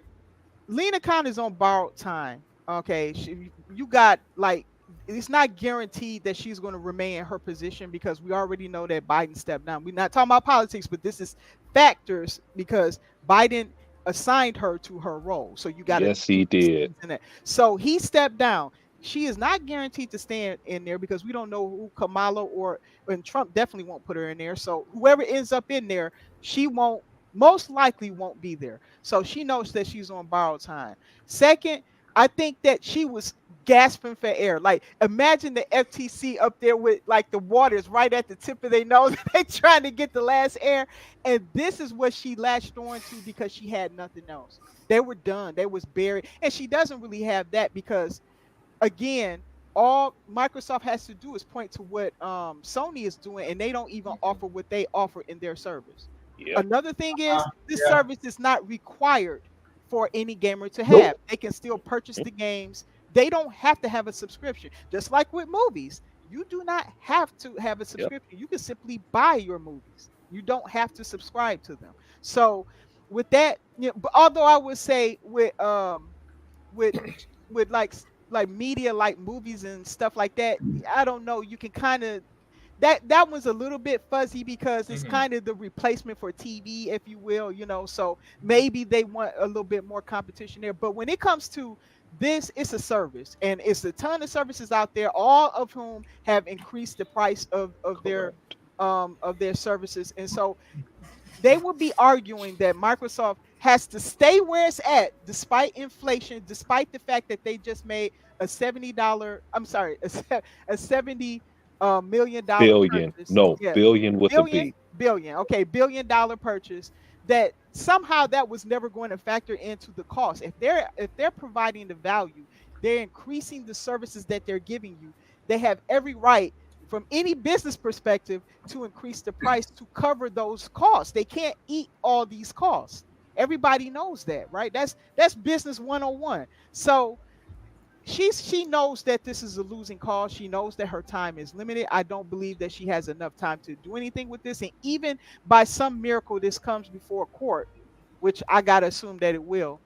They're not going to tell Microsoft to keep their price the same. Why? Her only argument could possibly be, because Microsoft has a lot of money. They've earned a lot of money. So that's not her place to decide what they can increase, what they need to leave alone. If the money they earning back is enough, they still haven't paid off. Well, maybe they have. I don't know if they paid off that ABK because that was so much. But they have every right to try to recoup the money that they invested. So she's not in the place to tell them how to run their business. That's not what a regulator does. Phil Spencer said that in court. Right. That's not their place. She couldn't even do it even if she wanted to. She knows nothing about the gaming industry. Okay, even if she reads up a few things, she doesn't know anything about the gaming industry and how to run a company like that. When you have Microsoft in everything from software to the server side of it to the cloud side, she doesn't know any of that. She just knows the surface level stuff enough to make a decision on if it should go through. That's it. That's all they know. That's all any of them know. Okay, so my prediction is that, and people who was giving the doom and gloom for this, oh, they shouldn't have did this. They're gonna make, what are they gonna do? They're gonna try to force Microsoft to go back down to that lower cost. No, they're not going to do that. Microsoft They can't can't. possibly give up more than what they've already given up. They've given up their cloud rights to the European market, and they're sharing everywhere left and right. They're even sharing Yep. their games. They have nothing, and she knows this, but she just latched onto this as a desperation move. So I And she don't know. lost attorneys dropped out because this They will did carry on. So they was like, hey, we have to disassociate ourselves with her because she's going to ruin our legacy going forward. We still have exactly. to get business. And it doesn't look good on your record because she's done nothing but have losses. She hasn't won anything. So every time she's challenged something, she's lost it. You So you I can't win when your challenge is based on bullshit. exactly. At this Facts. point, the only thing I can see is that she's trying to hurt Microsoft's pocketbooks to keep them tied up in this. She knows that they might have to hesitate or wait to make certain moves, and they also are spending a lot of money in legal fees and stuff. And this is her way to stab it at them. That's what I believe. This is where But I think Lena Khan is this, at. what's her name? Lena what? Lena what? Lena Khan. Lena Yeah. Khan. Yeah. So Lena Klein. This is your plan to hurt Microsoft by making them spend money. That's what I Hey, believe. Rock, let me jump in real quick. And Lena Khan went to Congress to get more funding, and it was like, are you insane? You're going after our best company to help a Exactly. foreign company. We're going to cut your you Exactly. 25%. And the Exactly. CMA, they got theirs cut too by Parliament. Parliament was like, wait a minute, Microsoft really helps our economy, so we're going to devalue your powers here, okay? Mhm. Yeah, that Don't happened. That don't actually don't happened. don't hate the player, bitch. Hate the game. Shit. Yeah, y'all started this. They finished it. Don't look. If they didn't, the FTC is so ridiculous. And this chick, like you said, this chick is something personal. She's taking Yeah. her last shots before she go. Yep. Biden Yep. step down. She should step the fuck down too. Yeah. Listen. If Xbox and Microsoft didn't buy Oh man. Activision, somebody else would have. No. Hey, so you missed the point.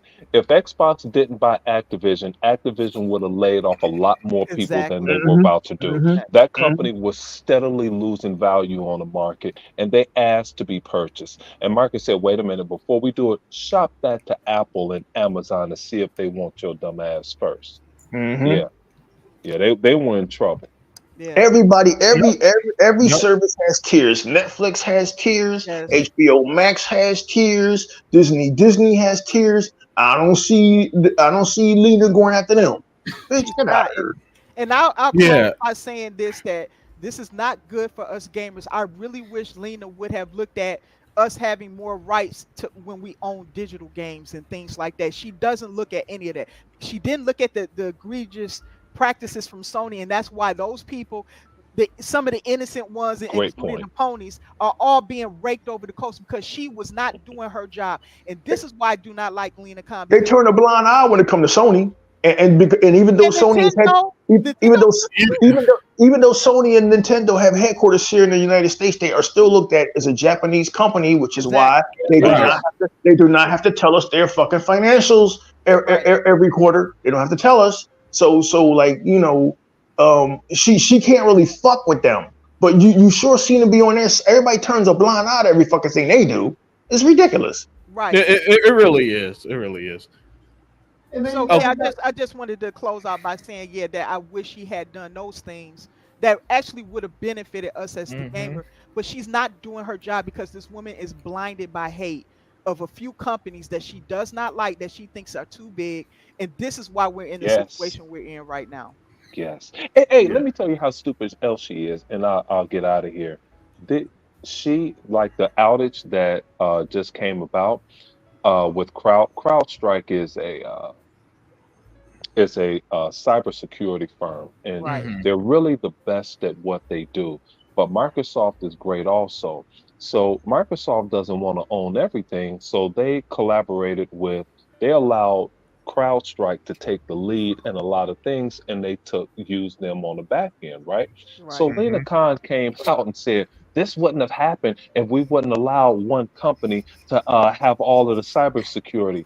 And the guy at Microsoft said, "You idiot! This was a collaboration. So what you talking about?" You know, Yeah. we allow CrowdStrike to take the lead on this one because Microsoft has several contracts, so they don't want to take everything. They want, like Nvidia, they want everybody to have a little piece of something, so government and regulators won't come after them as a monopoly, Mhm. even Like they though did back in the Nvidia. fucking 80s and 90s. Right. Facts. Yep. Right. Yeah, Right. And isn't that embarrassing? She's supposed to be a in a high ranking position, and she doesn't have the facts to know this facts. stuff. Yeah, Yeah. and she's Ivy League Like, educated, and yeah, she's still stupid. Stuff like that should get people fired. I don't understand how it's so hard for people to lose people to lose Facts. their job these days. hmm You know, I mean, if that isn't proof of who you know is more important than what you know, then I don't know what is. Yeah. Yes. Because if Well, if I did some shit like that, with Congress, the number one, she with Congress. Mhm. You know, she's with the government, and the government, man, let me tell you, man, there's a lot of things that the government does wrong that it takes them years and years to get fired. And I mean, it was just that way. I mean, as long she's with Congress, because if she was with anybody else, if she was with any other company, her ass would have been fired a long damn time ago. But just because the government is protecting her.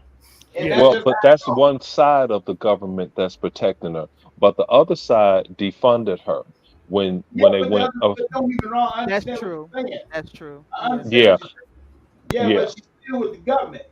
And yeah, that's how it rolls with the yeah. government. And she won't leave until that regime leaves, like Dia said Right, earlier. yeah, Yeah. right, yeah. right. But hold on, before I move back on to Tuck, Ninja Squirrel 30, he said Xbox making bank. Do the math. How many $70 games equals 5.5 billion? You'd have to sell. A game would have to sell over 75 million copies to make that. Which no game, except for maybe the best selling game of all time, might be the only game that has 75 million copies. But yeah, Sony would need to sell, and I guarantee Sony has not sold 75 million games, $70 games this year. Oh, heck no. Especially not at full price. No. Yeah, so I just want to answer that because he asked the math question. I like doing the math. Okay. But yeah, continue, Tuck. Oh, hold on. Back to Unlimited, talking about what he would have been fired. And if Unlimited make one fucking mistake as an account, Yeah. dude, That you could be. done. Yeah. Yo, They're held to a higher level. Zink. I was in the room with the CEO one day when somebody cost the $1 million deal, and I never seen a man angrier in my life. Wow. And to say that guy, he listen. Even he knew he was fired the moment he had to report that to the CEO, man. So whenever I see people like Lena Khan who are genuinely terrible at their job, and they could just last until the new regime, and it's just like how does she have a job? She's been. It's not like she's been decent. Or she's been, or Microsoft is the only one she lost, and that's why she's picking on Microsoft. She's literally lost every case she's had since she became head of the Federal Trade Commission. It's like the people at IGN and Ryan McCaffrey. Like how has Ryan McCaffrey been the IGN Xbox dude for 14 years? How is this possible? How is he protected by his skin color? Is the office over there in San Francisco full of fucking liberals who think like him?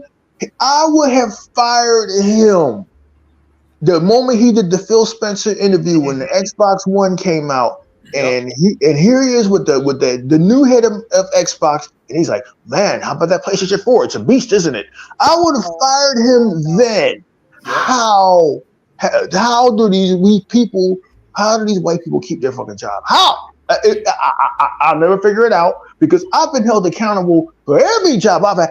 I've been held accountable for shit, and I was a fucking manager at my last jobs. Yo, E-Rock, man, how the fuck did your guys not know to make a left turn on Broad Street and they made a right turn? If you don't have an answer for the white people, you held accountable. Like I used to have a driver I trained. He didn't know what the fuck he was doing. So he was like, yo, man, one brother to another brother, man, check me out, help me get past. I'm like, no, man, I'm brother my ass. I'm held accountable if you go out here and hit some shit. I'm held accountable if you go out here and kill somebody. Like, yo, like I've never. How the fuck is Ryan McCafferty, this chick Lena, Amy Pascal, Kathleen Kennedy destroyed Star Wars and Indiana Jones, bitch. How do you still have your job? Yes, I don't understand. all I did one night is not stop and pick up some people by the Philadelphia Zoo. And before that night was done, I was in the office. Absolutely. It was 3 motherfuckers outside the Philadelphia Zoo that said the Buster ain't come by. Like, what? Like what the fuck? Are you fucking serious? How do these white people keep their jobs? I just need to know, comment section. Let me know how do you white people keep their goddamn jobs.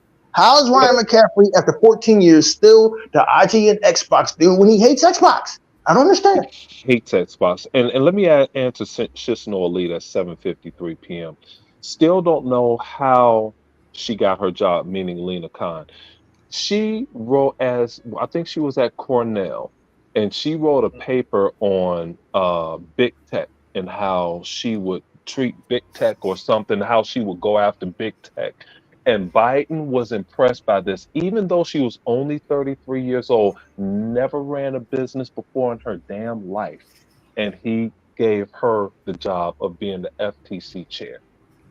And when she did, a whole lot of people resigned immediately. She doesn't know anything. She never owned a business. She was unqualified. Yeah, you have the education from our greatest conference academically, but you're stupid. Just because you have a college degree doesn't mean you're all of a sudden, instantly, you're intelligent. No, you're not. At 33 years old, she has one of the most powerful positions in government. And not all big companies are the bad guys. Some of them are the pharmaceutical industry, big tobacco, big automotive, but not big tech. If anything, big tech, Microsoft, Apple, they have changed our world for the better. If anybody can see that, you're an idiot. And they helped others along the way get up. Like Microsoft gave that $150 million to Apple. Hey, we have the iPhone. The iPhone changed everything. And I'm not an Apple guy. I'm a Z Fold guy. But hey, the Apple changed the game with that damn phone. See, not to mention the thousands of smaller companies and vendors who have fed their families and become profitable. These small startups became big companies because Microsoft and Apple had to outsource shit. Yep. They're like keeping AI. They're keeping America moving.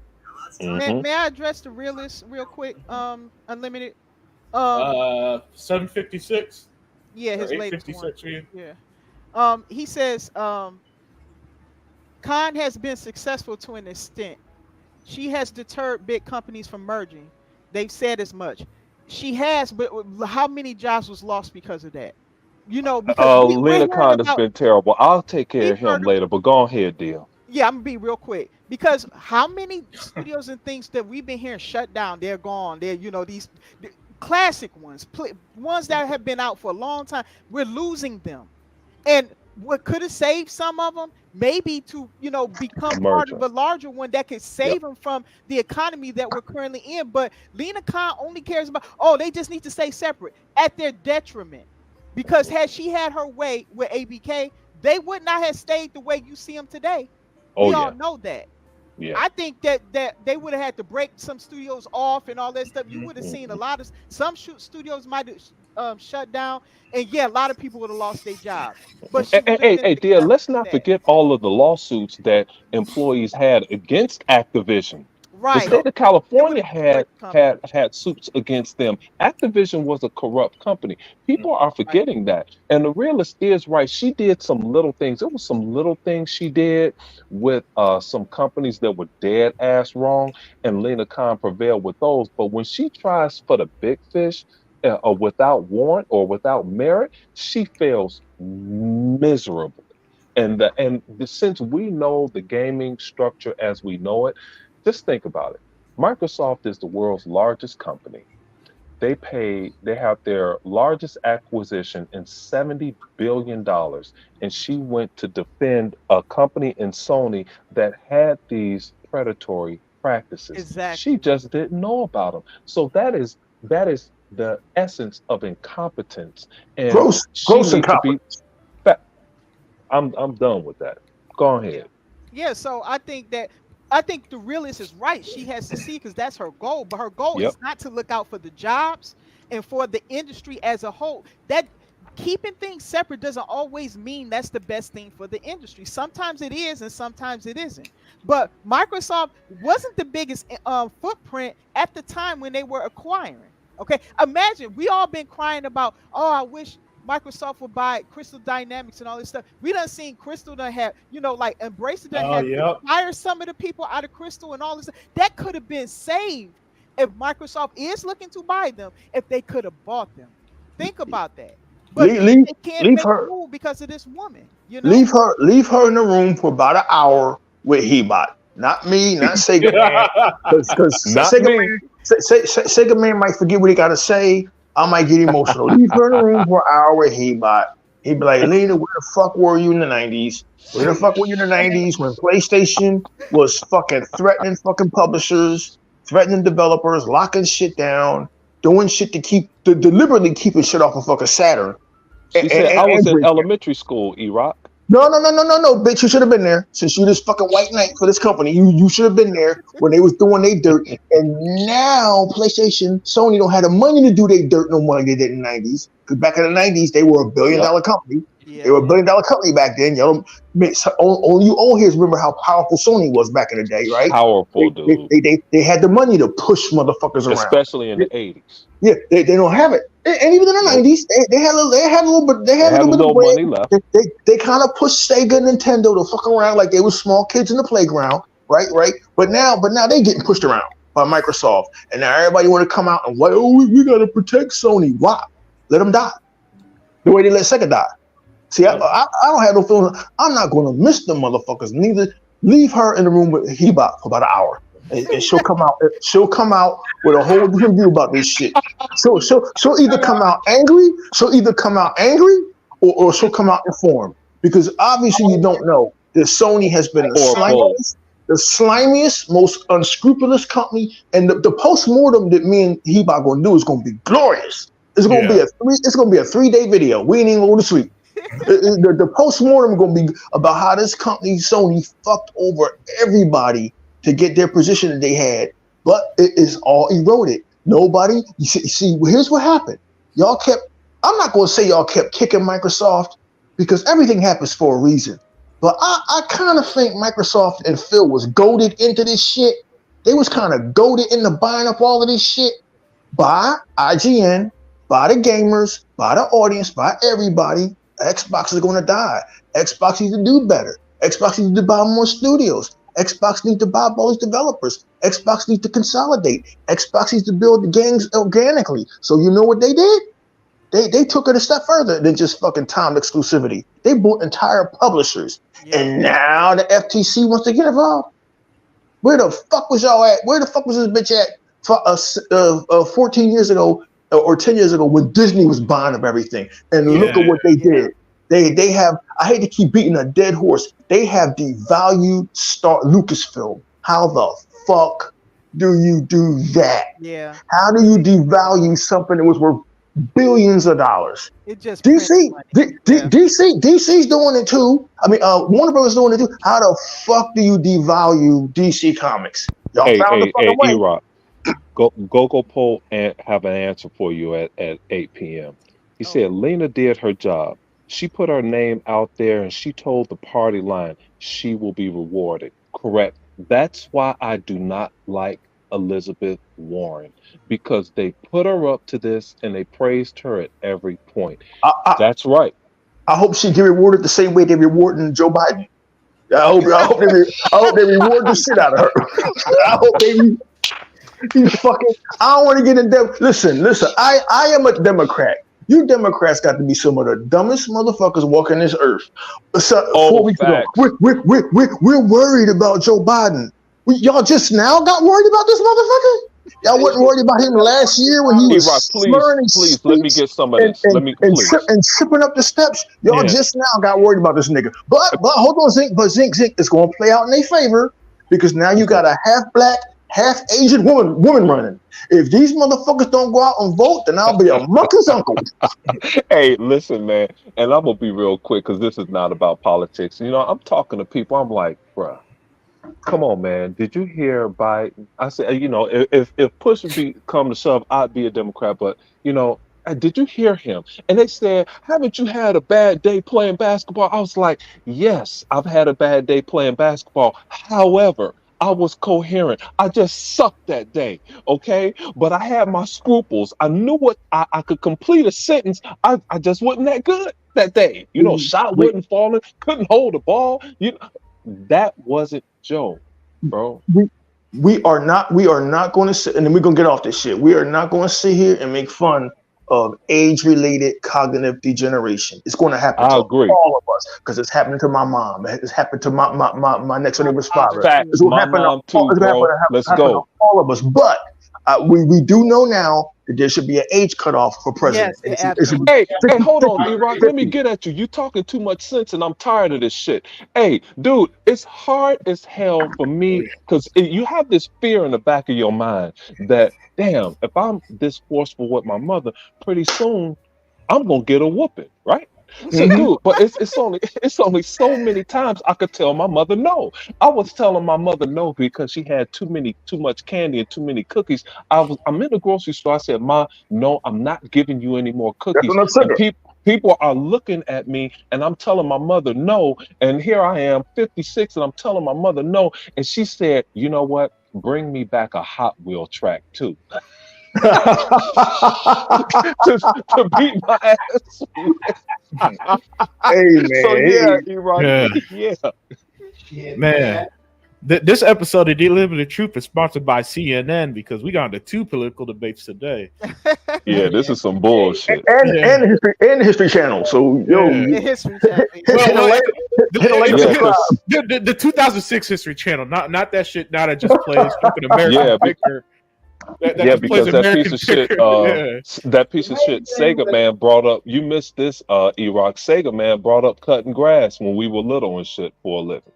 Well, you know, Sega Man is perpetually stuck in the 70s, so you know, you got to love him for that. You know, any nigga that still remembers Montgomery Ward is in a class by itself. Bro, Montgomery, stop, E-Rock. Don't get me pissed. Montgomery Ward was fire along with SS Kresge's. That's where we used to get our electric racing cars from for our racing sets. Yeah, buddy. You go way back. E-Rock is funny, man. Man, you going too far back, man. Darn. Yeah. Hey, what's up, Metroplex Gaming?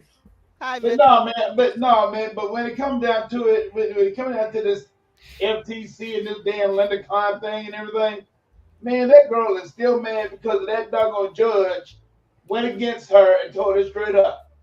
You know, because the biggest thing they asked was can Sony have Call of Duty free? And then what did the judge tell them? No, it's a business. At the end of the day, it's a business.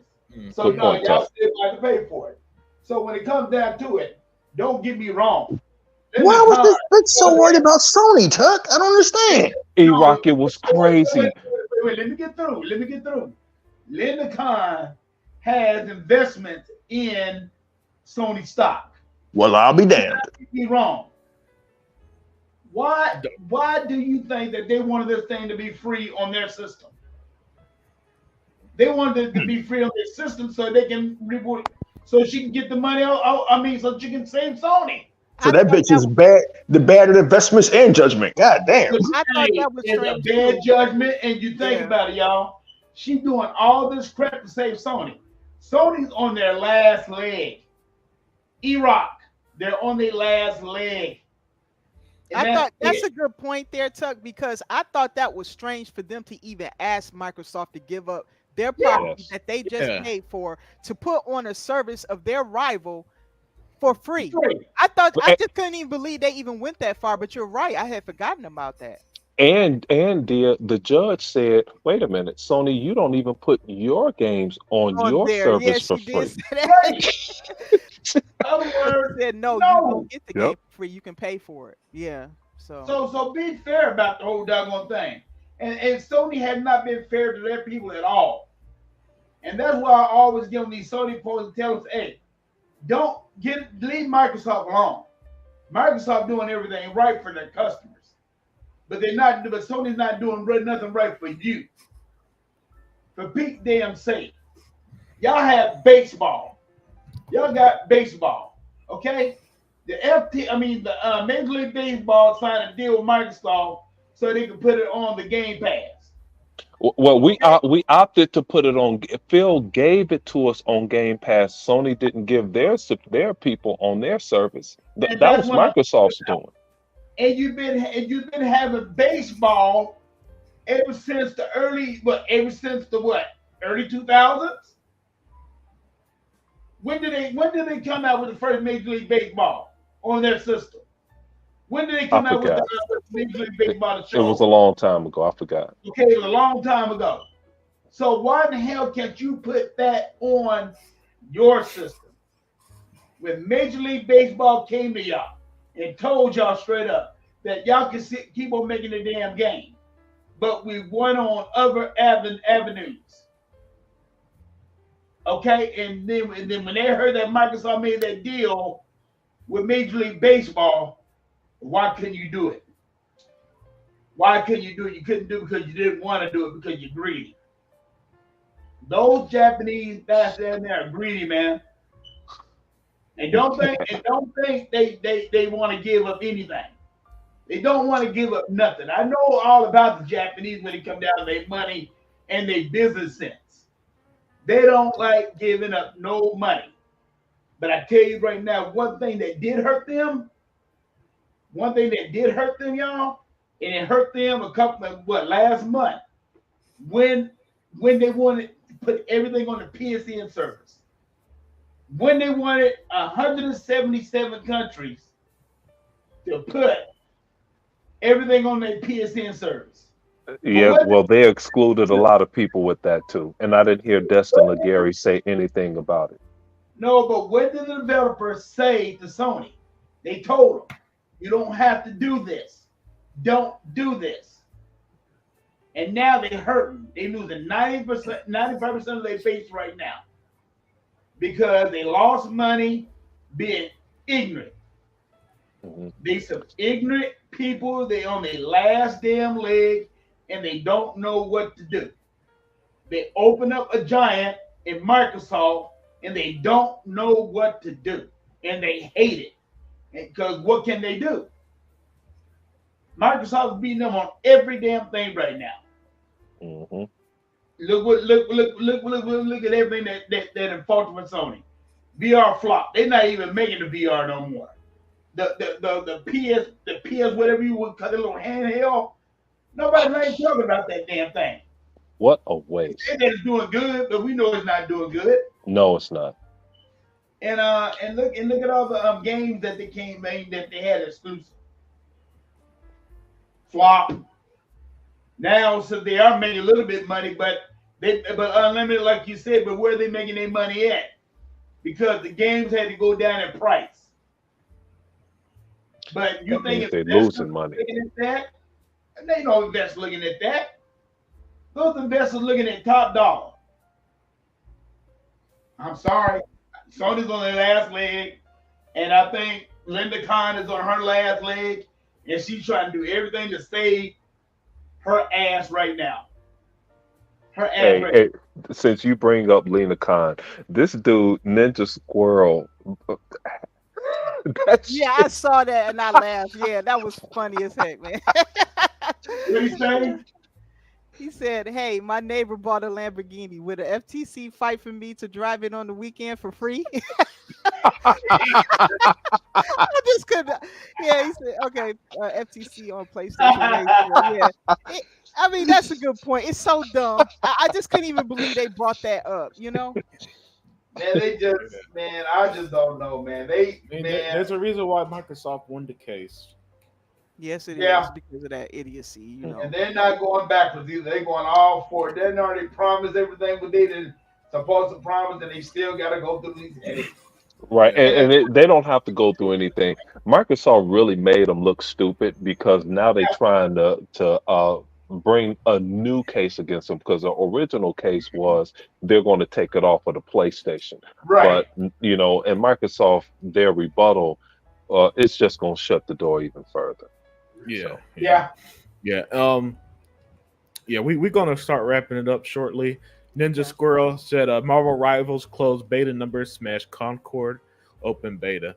Why the fuck would you greenlight a hero shooter arena game when an IP with hundreds of millions of fans launches also in the same genre?" Yeah, the thing about listen, guys. First of all, more people talk about Concord than actually played it. That's one. And two, that game was obviously dead on arrival. You know what I'm saying? Yeah. That game had no shot whatsoever. From the second the first trailer came, everybody knew that shit was dead. Yeah.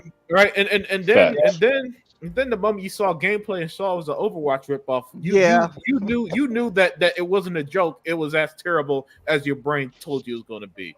So that game had no shot on any universe, on any planet. So it didn't even need Marvel Rivals numbers to clearly destroy it. Because of course the Marvel license is going to beat out plenty of games. But Concord is one of them games that sometimes every once in a while you could tell when something is just going to suck. That was going to suck no matter what. You know what I'm saying? And plus we already know Sony can't do multiplayer games. They can't. Yeah. Yeah. Hell, even Tuck's game Helldivers 2 that he always get confused with Hellblade 2. Even Tuck's game is you gotta be straight on that, man. Yeah. Even Tuck's game Helldivers 2 lost something like 90% of his player base and all this other nonsense. So they be talking about Halo and stuff like that. Yeah. I can't believe it. Yeah, so Ninja Squirrel, Sony. Sony's recipe for success doesn't really work for 2024. I don't care what people like Cygnus who defend them to the death say. We're just at this point, that's why this is an Xbox focused podcast, because I like talking about Xbox personally, and Sony and their serious games could go kick rocks. You know what I'm saying? And last thing for me. Shishino Elite said something that Unlimited would say again, because Unlimited and Shishino Elite try and play everything. And, he's like here, I like the looks of Concord and the characters, but since it's multiplayer only, I'm out. Wish they have a campaign that dove into the world and the characters. And here's the thing. Everyone always champions story. Sony got a story. Story. Nothing. And then they even had, I think that somebody said they even had cutscenes, but no campaign. And these was PlayStation people tripping. I got somebody played a clip of it. It was funny as hell. So yeah, but they full of it, dude. And they had a Zeke, and that's all they complained about. Yeah. All they complained about was with Microsoft that they don't have any stories, any single players. I said this is the reason why they don't do single players. They have single player, co-op, multiplayer in their games. Right. So even our racing game have a single player. Both of them. So they can make it longevity. Yeah. It don't make sense to make a single player game that that is after you get through playing it, it's dead. Unless it's really, really good, like BioShock or Gears of War. Oh my goodness, BioShock is so great, dude. When I get finished with some of this unlimited production work I'm doing, dude, I'm going straight into BioShock, dude. I can't wait. Now you done talk them into it. Yeah, I'm still listen. There are so many games. I can't go back to anything old right now. Hopefully one day I could get that groove to want to play some old, but right now I'm trying to play the games I got now, man. Well, you know what? What usually happens with me is during the summer there's usually something to occupy my time. Last year it was this game called Door Dawn, and it was in May it was Ravenlock. Yeah. So I got done Hellblade so quick. Hellblade was done so quick. So I just decided to, try some old games. And some of them, I said, okay, I played that. I did get a chance to play Gears of War Ultimate because I never owned that, and that shit still holds up. Love that game, What bro. the fuck, dude? Like, Fantastic. I love the original Gears of War. It's an all-time classic. You know, it started the whole graphics debate. But that game still, that story, that camaraderie, that gameplay still holds up. But BioShock, I thought the same way like you on them, and I don't know if I'm gonna go back and play something. But yo, man, BioShock immediately hooked me in. It has a good story. It does. It makes you. It in Gears of War makes you feel something. And the gameplay mechanic of BioShock is amazing. BioShock. It's amazing because it throws you into the unknown, and you're always looking over your shoulder, and you're always, you're always looking around the corner, looking over your shoulder. And I haven't felt that only one other time. Sea of Thieves and Redfall. Those are the only other two games where I was looking over my fucking shoulder. But I mean, BioShock and Gears of War still holds up. I don't want to get off topic because that's a whole other debate about why these older games are somehow better than the new stuff. Because, in a way that's kind of wrong to say, because how the hell do you explain Assassin's Creed Odyssey? I'm gonna up the modern Assassin's Creeds forever. Like I think those games are just fucking fantastic. I have people who are like-minded.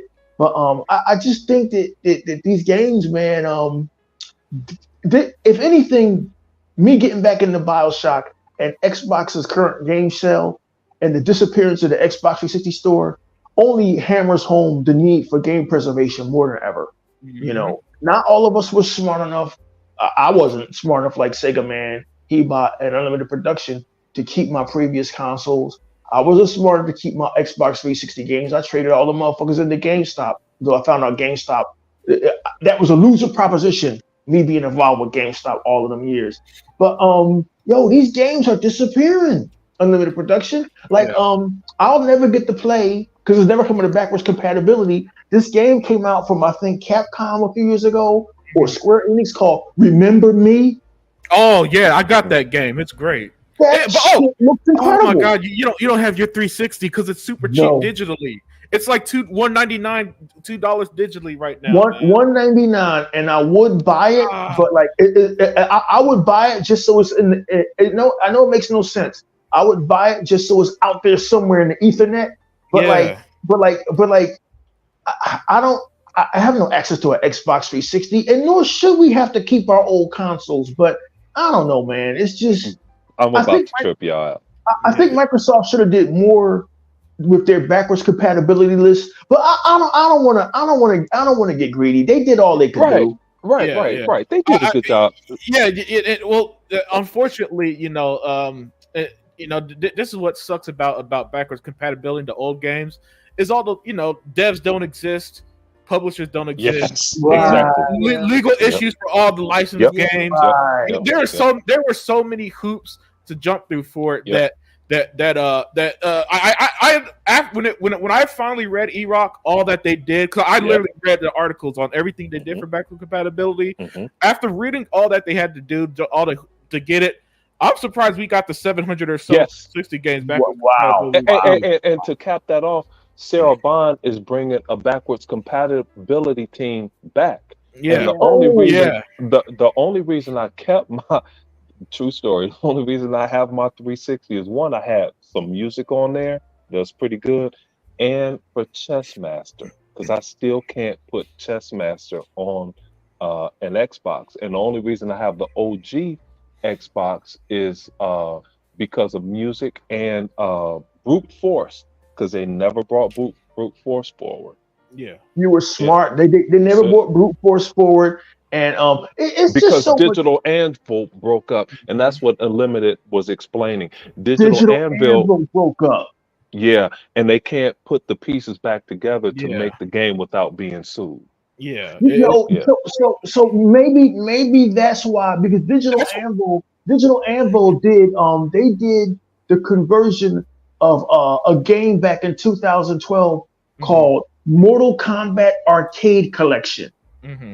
And I cannot understand for the life of me why Warner Brothers owns what's left of Midway now. Mhm. Why Warner Brothers just will not give us Mortal Kombat 1, 2, and 3. I do not fucking understand it. I don't get it either. I can't make sense of it. They could have put it in there in Mortal Kombat 1 as do what Far Cry did and Assassin's Creed did, where like the if you had the Ultimate Edition of Assassin's Creed Odyssey, you got Assassin's Creed 3 remastered for free. Example. Boom.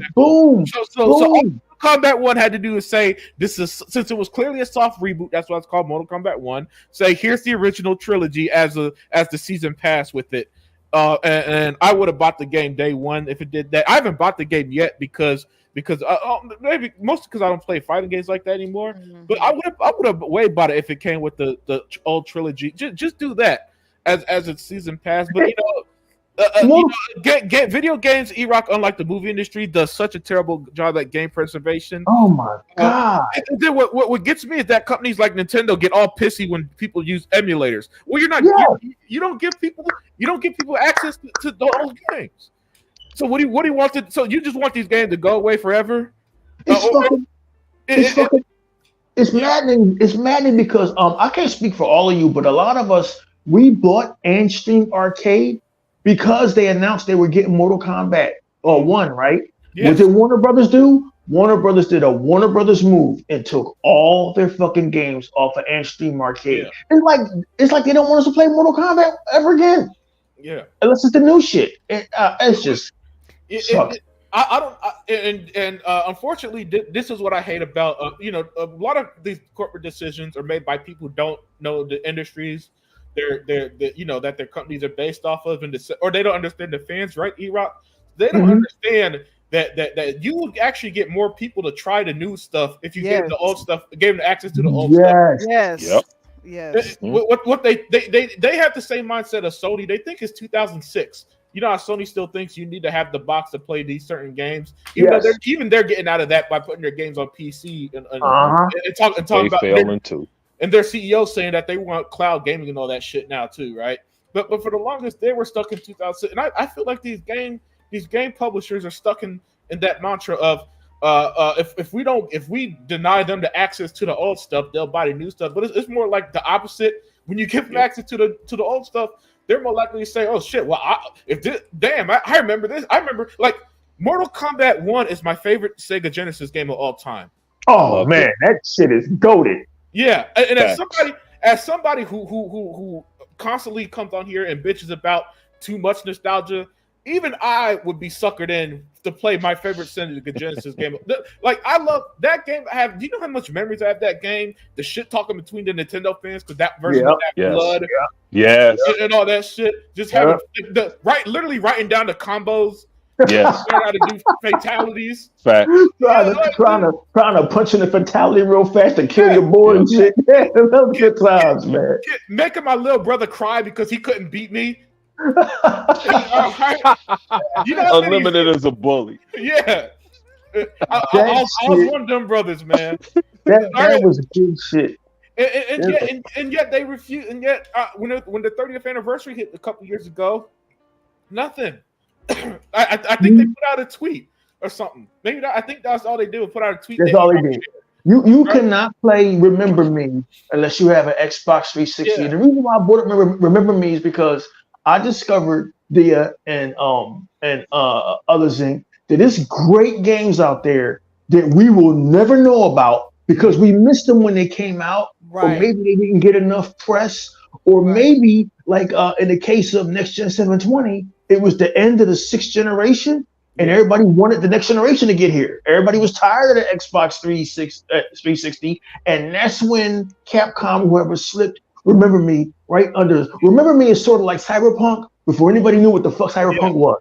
For those who don't know, and sorry to cut you off because I played the game. You have it. Not only did I play it, it's on my list of my favorite 360 games. I did a video on that. I have to watch that video. Yeah, remember me on that list because you play as Nilin and Neo Tokyo, so it has like this Neo Cyberpunk type of aesthetic with it. But the way the gameplay work and the combos is called pressing, right? The way that you do the combos, it is so creative. It is so fun. The soundtrack, by the way, with some of the boss fights is surprisingly excellent. I can't praise the game more, and I didn't mean to cut you off. It's just that you talking about a game I love. You talking about a game I love. And here's the thing. Yeah, got to get in there. I didn't play it until recently when I start, because I rebuilt a lot of my 360 collection. Because unlike most people, I don't have that nostalgia for the 360 for missing a lot of the generation, right? So for me, a lot of them 360 games were new. That's why again, if you see my video, I just praise backwards compatibility the whole time because most of them played via backwards compatibility. I can't wait to watch that because I'm gonna cuss you out if you miss some of the games I like. I can't wait to see that. Some of these games were fucking bangers, and then there's hidden gems like a game that never came out. The backwards compatibility called Venetica. I know Unlimited. See, this motherfucker has everything. I kicked myself. How did I miss all these fucking games? Yeah, man, I might have to give my homie. I might have to give you a 360, man. Hey guys, real quick though. Have you ever played the Saboteur? Because you would love something like that. Because I saw a video last week about the Saboteur. It's set in World War II, right? Yeah, and you would love it, man. And it would really. I think you would really love a game like that. Something like Velvet Assassin. Well, Velvet Assassin is all right, but again, another game based off someone who existed on World War II. There were hundreds of these bangers. Yeah. Others that we missed. We didn't know about. Yeah. A lot of them. Hey, man, real quick. Hey, what's up, Tool, man, for popping in here? And also, man, hey, due to Unlimited Productions Sega Forever 24-hour format, I have to get out of here. and my phone's about to die. And I got to go pick my mother up. Yeah. I'm sorry. I was going to wrap it up, but E-Rock jumped back then, and hey, before you head out, let me know our final talk was our favorite 360 game since the store's closing down in literally 5 days on the 29th. What's your favorite 360 game, Zink? Didn't Gears come out then? Yes. It's either Gears or Halo, one of those two. Y'all know better than that. Come on. We know it's Halo. Yeah, Halo. It's the topic, so I had to ask anyway. Yeah, Halo. Yeah. Hey, man, but I do have to get out of here, man. Hey, E-Rock, I love that back and forth, dude. That was legendary. But I'm like Unlimited said on Sega Forever show, man. I'm just glad to hang out with the guys. And Ram is right. I'm not supposed to be on this phone right now. But I'll talk to y'all later, man. Y'all stay up. Take care. Peace. Thank you for joining, man. Thank you. Yeah, because he can't always make it. But Tuckmaster, man, the 360 store is closing, unfortunately, in 5 days. And like E-Rock said, it's a detriment to game preservation. And as a way to kind of say thank you to the 360 era, a lot of people's favorite Xbox. What was your favorite Xbox 360 games? Oh, this game right here is a classic right here. It's called Pure. It's called Pure, and it's like a I heard of that. It's like a motorcycle, like a racing game, right? It's a racing game where you like go up the hills and you do all kind of flips and all that stuff with your bike and everything. It was real good back in the doggone day. That game and shoot, man, God, y'all. Oh man, there was a lot of Mortal Kombat. I like them. Excuse me. There's a lot of games I liked on the 360 back in the doggone day that I wish they would still be doing right now. Yeah. But outside of that, those are the only games I can really think about right now. But Pure is one of my favorites. I still got it. That's the last. Matter of fact, that is the very, very last disc game I bought for the 360. And that been years. That been years and years ago. And then when they shut down the company, which I didn't like, but they shut them down, and everything went to the wayside. Oh, another game too that I did like. Oh, what's the name? It came out the same time. It was more like what's the name of that damn game that came out? It was more like a Call of Duty. It was based like a Call of Duty, but it was something totally different. You get like your tanks and all that stuff in the midst of the game. And it was a good game too. I forgot the name of it. That was the 360 game. When Midway went under, they went with the 2. It was a good game. I forgot Midway died that generation. That's the only 3 games I can really remember. Yeah, hey, good choices. But let me ask you this, E-Rock, have you finished or have you even started Steel Wave in the Deep? Oh, hold on, Tuck. We're doing the outros, man. So yeah. This isn't the All In podcast with Sega Forever. We don't do 2-hour outros. But I just want to ask you, have you played that game? I started it. It's very interesting, but like I got so many games. I have to come back to it because this is ridiculous. This Xbox situation we have over here. Agreed. Right. I'm almost through with that game, and I'm almost glad I'm almost through with it too. But it may take me long forever. So, but outside of that, that's really basically about it. Awesome, great stuff there, Tuck. Daya. Actually, I'm not sure if you owned the played the 360. I didn't, but I did play some of the games though. Oh, great. Yeah. So, the very first Xbox game I ever owned was Fable, and to this day, my best memories are with Fable 1. So that would be my number 1 choice. And then I also like Halo. I have to put Halo up there. Halo is just such an incredible game. I love it. That's probably my favorite franchise of Xbox, and I just love Halo, and I love the story. I love the gameplay. It's just to me, it's one of those games that is just perfectly made because everything is good with it. And then the third game is probably an offshoot that nobody really knows about, nobody talks about, but this is game Darkness 2. Nice. Yeah, Darkness. Yeah. You guys know Darkness. Yeah, I love that game. I love 1 and 2, and the second one I really like the cooperative gameplay that you had with it. You could play with other people. I had so much fun with that, and I've always wanted another one, but they haven't made another one. So and so yeah, I always wanted one though back in the day. So that would be my 3 games. That would be my top 3 picks. Yeah, and last but not least, because Sega Man had to go, E-Rock, man. I know that I know for sure you had the 360. So I don't even got to question about that. But I would like to hear some of your favorite games from it. That console was absolute madness. Damn, I'm so old. I actually had it in my 30s. That console was absolute madness, and there's a reason why it's held in such high regard by gamers in general, and even people who hate Xbox. They hold Xbox 360 in high regard. The best game for me on that console was obviously Gears of War. It came out in the fall of 2006. That game's impact on gaming cannot be understated enough because when they showed screenshots of it and Cliff Bleszinski was making his case of why the Xbox needed 512 megabytes of unified RAM, nobody understood why until that game dropped.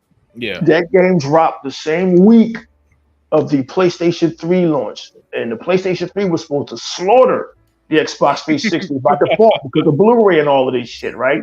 Yeah. And it came out, and they counter-programmed with a game that I believe is fairly good. Sega Man will tell you about it, called Resistance: The Fall of Man. But Gears of War just took all the press. It was unlike anything we had ever seen before. The run and gun gameplay, the roadie run, the cover system, the graphics. Unfortunately, with Unreal Engine 3, Gears of War was so good, it basically set the tone for the graphical style of every game that was going to come after it. Everything was blue and muddy and funny looking, and it didn't work for every other game like John Woo's Stranglehold or all these other games. But the Xbox Gears of War was something special because it was the first shot fired in the graphics war between Xbox and PlayStation, which still goes on to this day. And that franchise is legendary.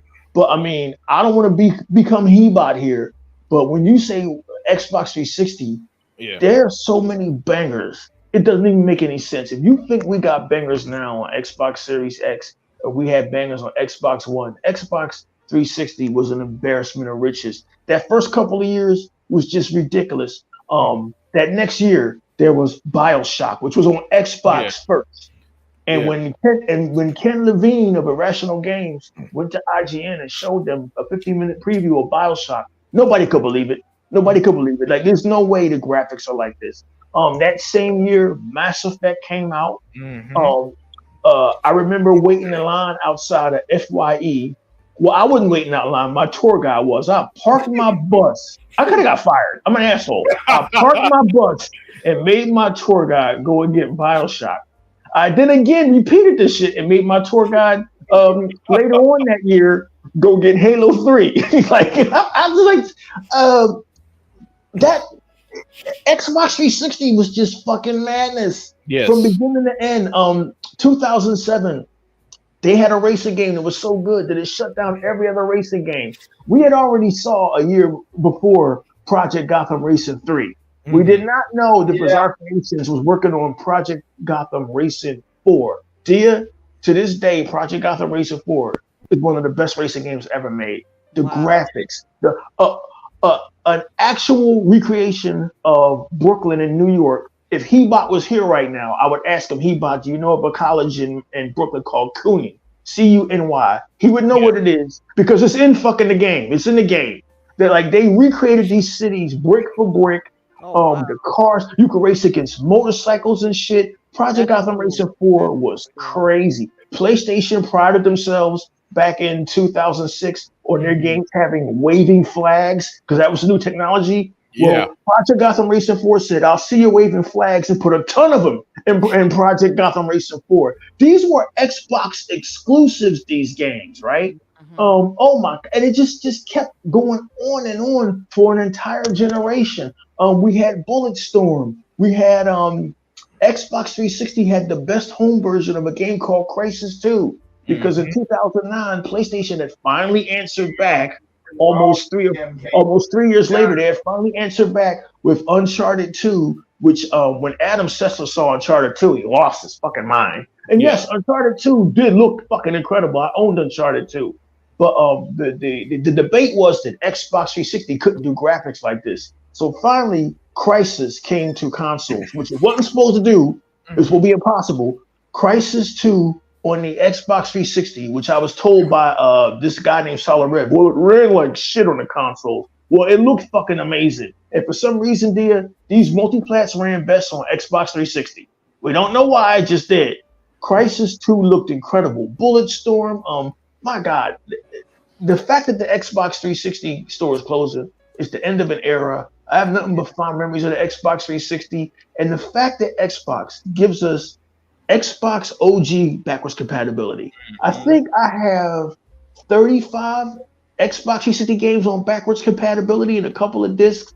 There are a ton of lost games that I'll lament forever. Like Remember Me, I'll lament that forever. I'll lament the loss of Mortal Kombat arcade collection. But man, you know what? Sometimes it's time for some things to end. And thank God we got collectors out there like Sega Man, Hebot, and Limited Production, who thanks to them, the memory of these games will never fucking die. So Xbox 360, when you say what's your favorite game, it has to be Gears of War. But this was a console that had banger after banger after banger. And when people tell you how great the Xbox 360 was, for you guys that didn't own it or wasn't there, you just had to be there. Oh, not to mention the fact that the Xbox 360 and PlayStation made all of us go out and buy high definition televisions, dear. Because before the Xbox 360, televisions were like these big things made of glass and plastic and weighed like 1,000 fucking pounds, right? So I saved up Gears of War came out, so I saved up $1,000 fucking dollars to get a 37-inch Polaroid. Not Sanyo, not Panasonic, Polaroid. But goddamn it, I had 1080 interlaced, and that shit looked fucking amazing. The Xbox 360 and the PlayStation 3, because of Blu-ray, single-handedly sold them goddamn TVs. I swear to God, there, and created a whole market. The PlayStation 3, just like the PlayStation 2, created the Blu-ray market. Although Blu-ray didn't last long. Let me stop rambling. That console generation, there'll never be another one. We're seeing technology now with the Xbox Series X and the PS5 that's beyond anything that the poor 360 and PS3 could ever do. But God damn it, I swear if we didn't have fun with that damn Xbox 360, guys, and I'm going to miss it. And the Xbox 360 store closing it's a sad day, but Very sad, all yeah. things come to an end. Yeah. Yes. All we can do is just thanks Xbox, because when you wonder why we are so loyal to Xbox, it's because of that goddamn Xbox 360. It was Yes. amazing. Yeah, it really was, and I mean, again, like I said, unlike most, I didn't get to enjoy the full benefits of it. But thanks to backwards compatibility, I was able to catch up on a lot of them. And funny enough, when they first announced backwards compatibility, I was so, for me, I you give me another opportunity to buy games. It started to open me up to even opening up my wall even more, right? Because I at the time I was just gonna keep rolling with the Xbox One. So I was loving the games at the time. Of course. They didn't announce backwards compatibility, and I start to play games like Alice Madness Returns, right? And that how can I forget that? God damn, yes. Yeah, and after playing that game, that was like, wow, this is my favorite platformer, right? So sorry, that guy. David, whatever his name is, that I follow on Instagram, who always tell me how great Mario is.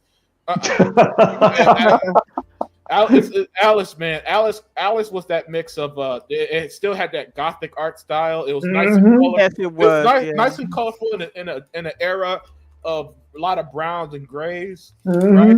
And it really blew me away. And then the game that I loved even more was Kingdoms of Amalur, a game that went totally under the radar. And it was funny with that game is that I remember listening to sports radio because Kurt Schilling, the old baseball pitcher, he ran. I think he either had stake in it or ran whatever he did with the company. I remember in like 2011, 2012, him going on sports radio talking about this game. And gamers in sports didn't really mix like that outside of people who probably played Madden, but it wasn't. But you're not going to talk about a damn RPG. So it came. So back then it went in one ear out of the other. Plus, I was a broke college student and literally didn't have money for nothing. So that game just kind of distant. And then all of a sudden one day, I'm at Best Buy, see this game on shelf, and I'm like, oh, this looks pretty cool. I put it with my Xbox One. Lo and behold, it's one of the best RPGs I ever played, and since then I've been praising the hell out of it, right? And again, like I said, in generation, and as somebody who didn't enjoy it real time, I do kind of have beef with all the fucking grays and browns and how ugly they look now that games decided to start using color palettes. So a game like that also kind of took me by storm. But at the time, at the time, compared to even the Xbox One and especially the Xbox Series X, it was the Dark Ages. But man, no, not the Dark Ages. I'll never call it the Dark Ages. First of all, I don't disrespect old stuff. But two, just because here's the thing: Gears of War was so revolutionary. Every third-person game was a cover shooter. Well, not the games. I'm talking about the user interface and the user experience. Yeah. Because now we have entertainment at our now. If I could explain to E-Rock back in 2007 or 2008, the height of Xbox 360, what Xbox the machine would become, I wouldn't believe it. It'd be like trying to explain fire to a caveman. So that's what I mean by the Dark Ages, is the user interface. But as far as the games, unlimited production, you were a little bit young in 2000, late 2007. But I remember when the Grand Theft Auto 4 trailer dropped, motherfuckers lost their fucking minds. Nico Bellic, I lived a bad life. I stole people, smuggled people, killed people. And we looking at this trailer like, it's no way that's the game. There's no way we're going to be playing that. And lo and behold, summer 2008 came, and I'm returning the bus back to the garage. I'm driving the zoo shuttle, and I see the billboard, Grand Theft Auto 4, available now. Man, I took the next off-ramp. Found me a motherfucking GameStop. see, I'm a bad spokesperson for having jobs because I use the company vehicles for all kinds of shit. Yo, man, listen. It was just a weird time to be a gamer because in the tourism industry, my tips paid for all my games. So I was like, yo, bring it. Yo, when Grand Theft Auto 4 dropped on the Xbox 360, people lost their minds there. And not only that, but I think at the time, the Xbox boss was this English gentleman named Peter Moore. Yes. Xbox had DLC exclusivity. So everything that was coming out for that shit was coming on Xbox first. Xbox was like a different beast back then, but they're getting back to that now. They're a way more aggressive company.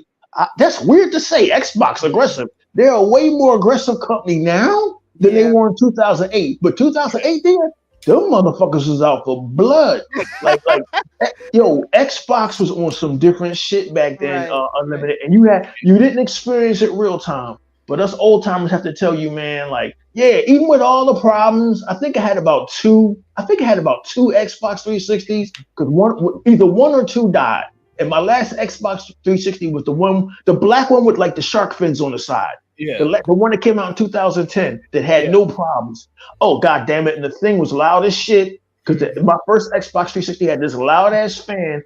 It literally sounded like you was flying an aircraft carrier, but we did not care, man, because when you played them damn games like Elder Scrolls Oblivion, this was unbelievable. We had went from the great Dreamcast and the great PS2 and the OG Xbox and Fable and all of that shit to this. But yeah, it just that's another point I want to make. The leap, the graphical leap from SD to HD was insane.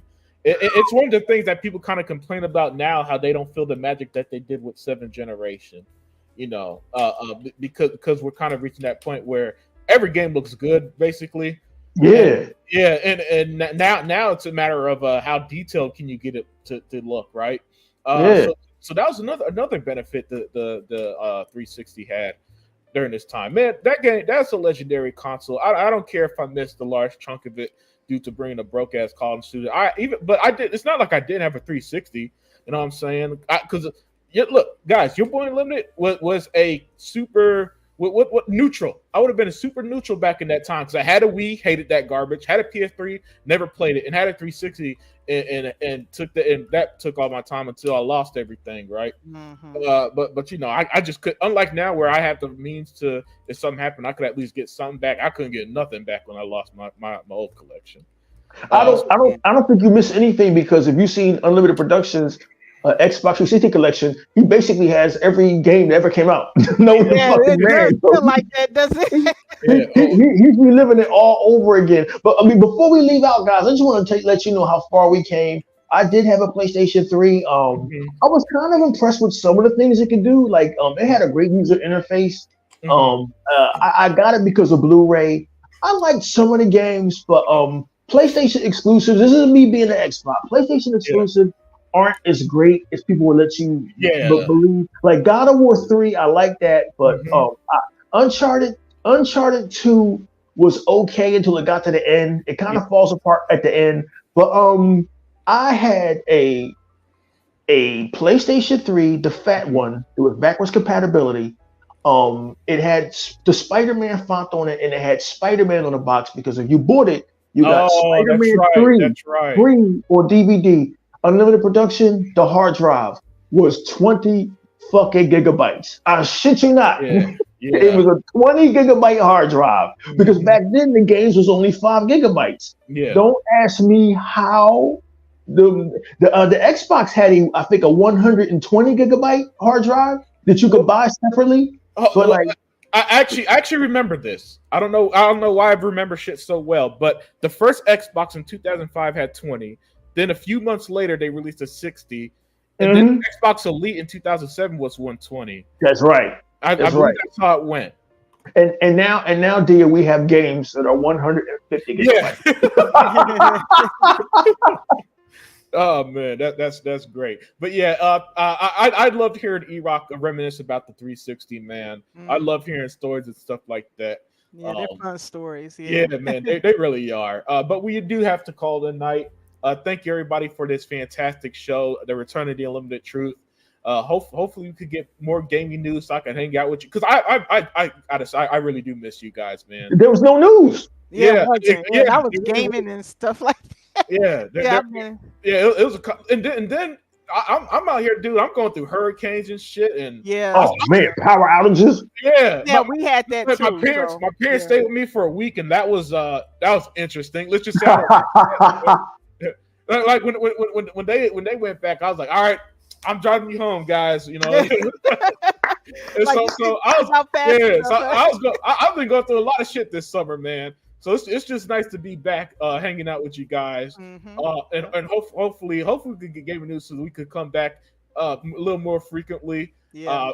But other than that, everybody have a great week. So if there's still some 360 games on sale digitally, so Yeah, I'm gonna have look to out. check them Yeah, out. yeah, check them out. See what you can purchase last minute. They're super cheap, guys. I'm talking about. Okay. They're literally, some of them are as low as like 75 cents. I kid you Oh not. wow, yeah, I need to Yeah, go and hurry up yeah. and do that. And before we go, even some games that came out recently are like $10. Like a game I would have never fucking thought about buying, a former PS5 exclusive called Godfall. Ain't that Yeah, bad? It's yeah. $10 fucking dollars. Yeah, Oh yeah, wow. exactly. You know, it's weird because I see people complain about game prices a lot, but to Yeah. me, I think if you price right, shit is cheap. Yes. You know what I'm Yes. saying? You just Anybody can game. It's yeah. just right. Yeah. Honestly, just wait a few months, and most games are on sale. Yes. Yep. Yes. You know, but with that, guys, everybody, take care. Have a great week. We'll see you next time, and we are out. Bye bye. Bye. Oh, Daya. Mhm.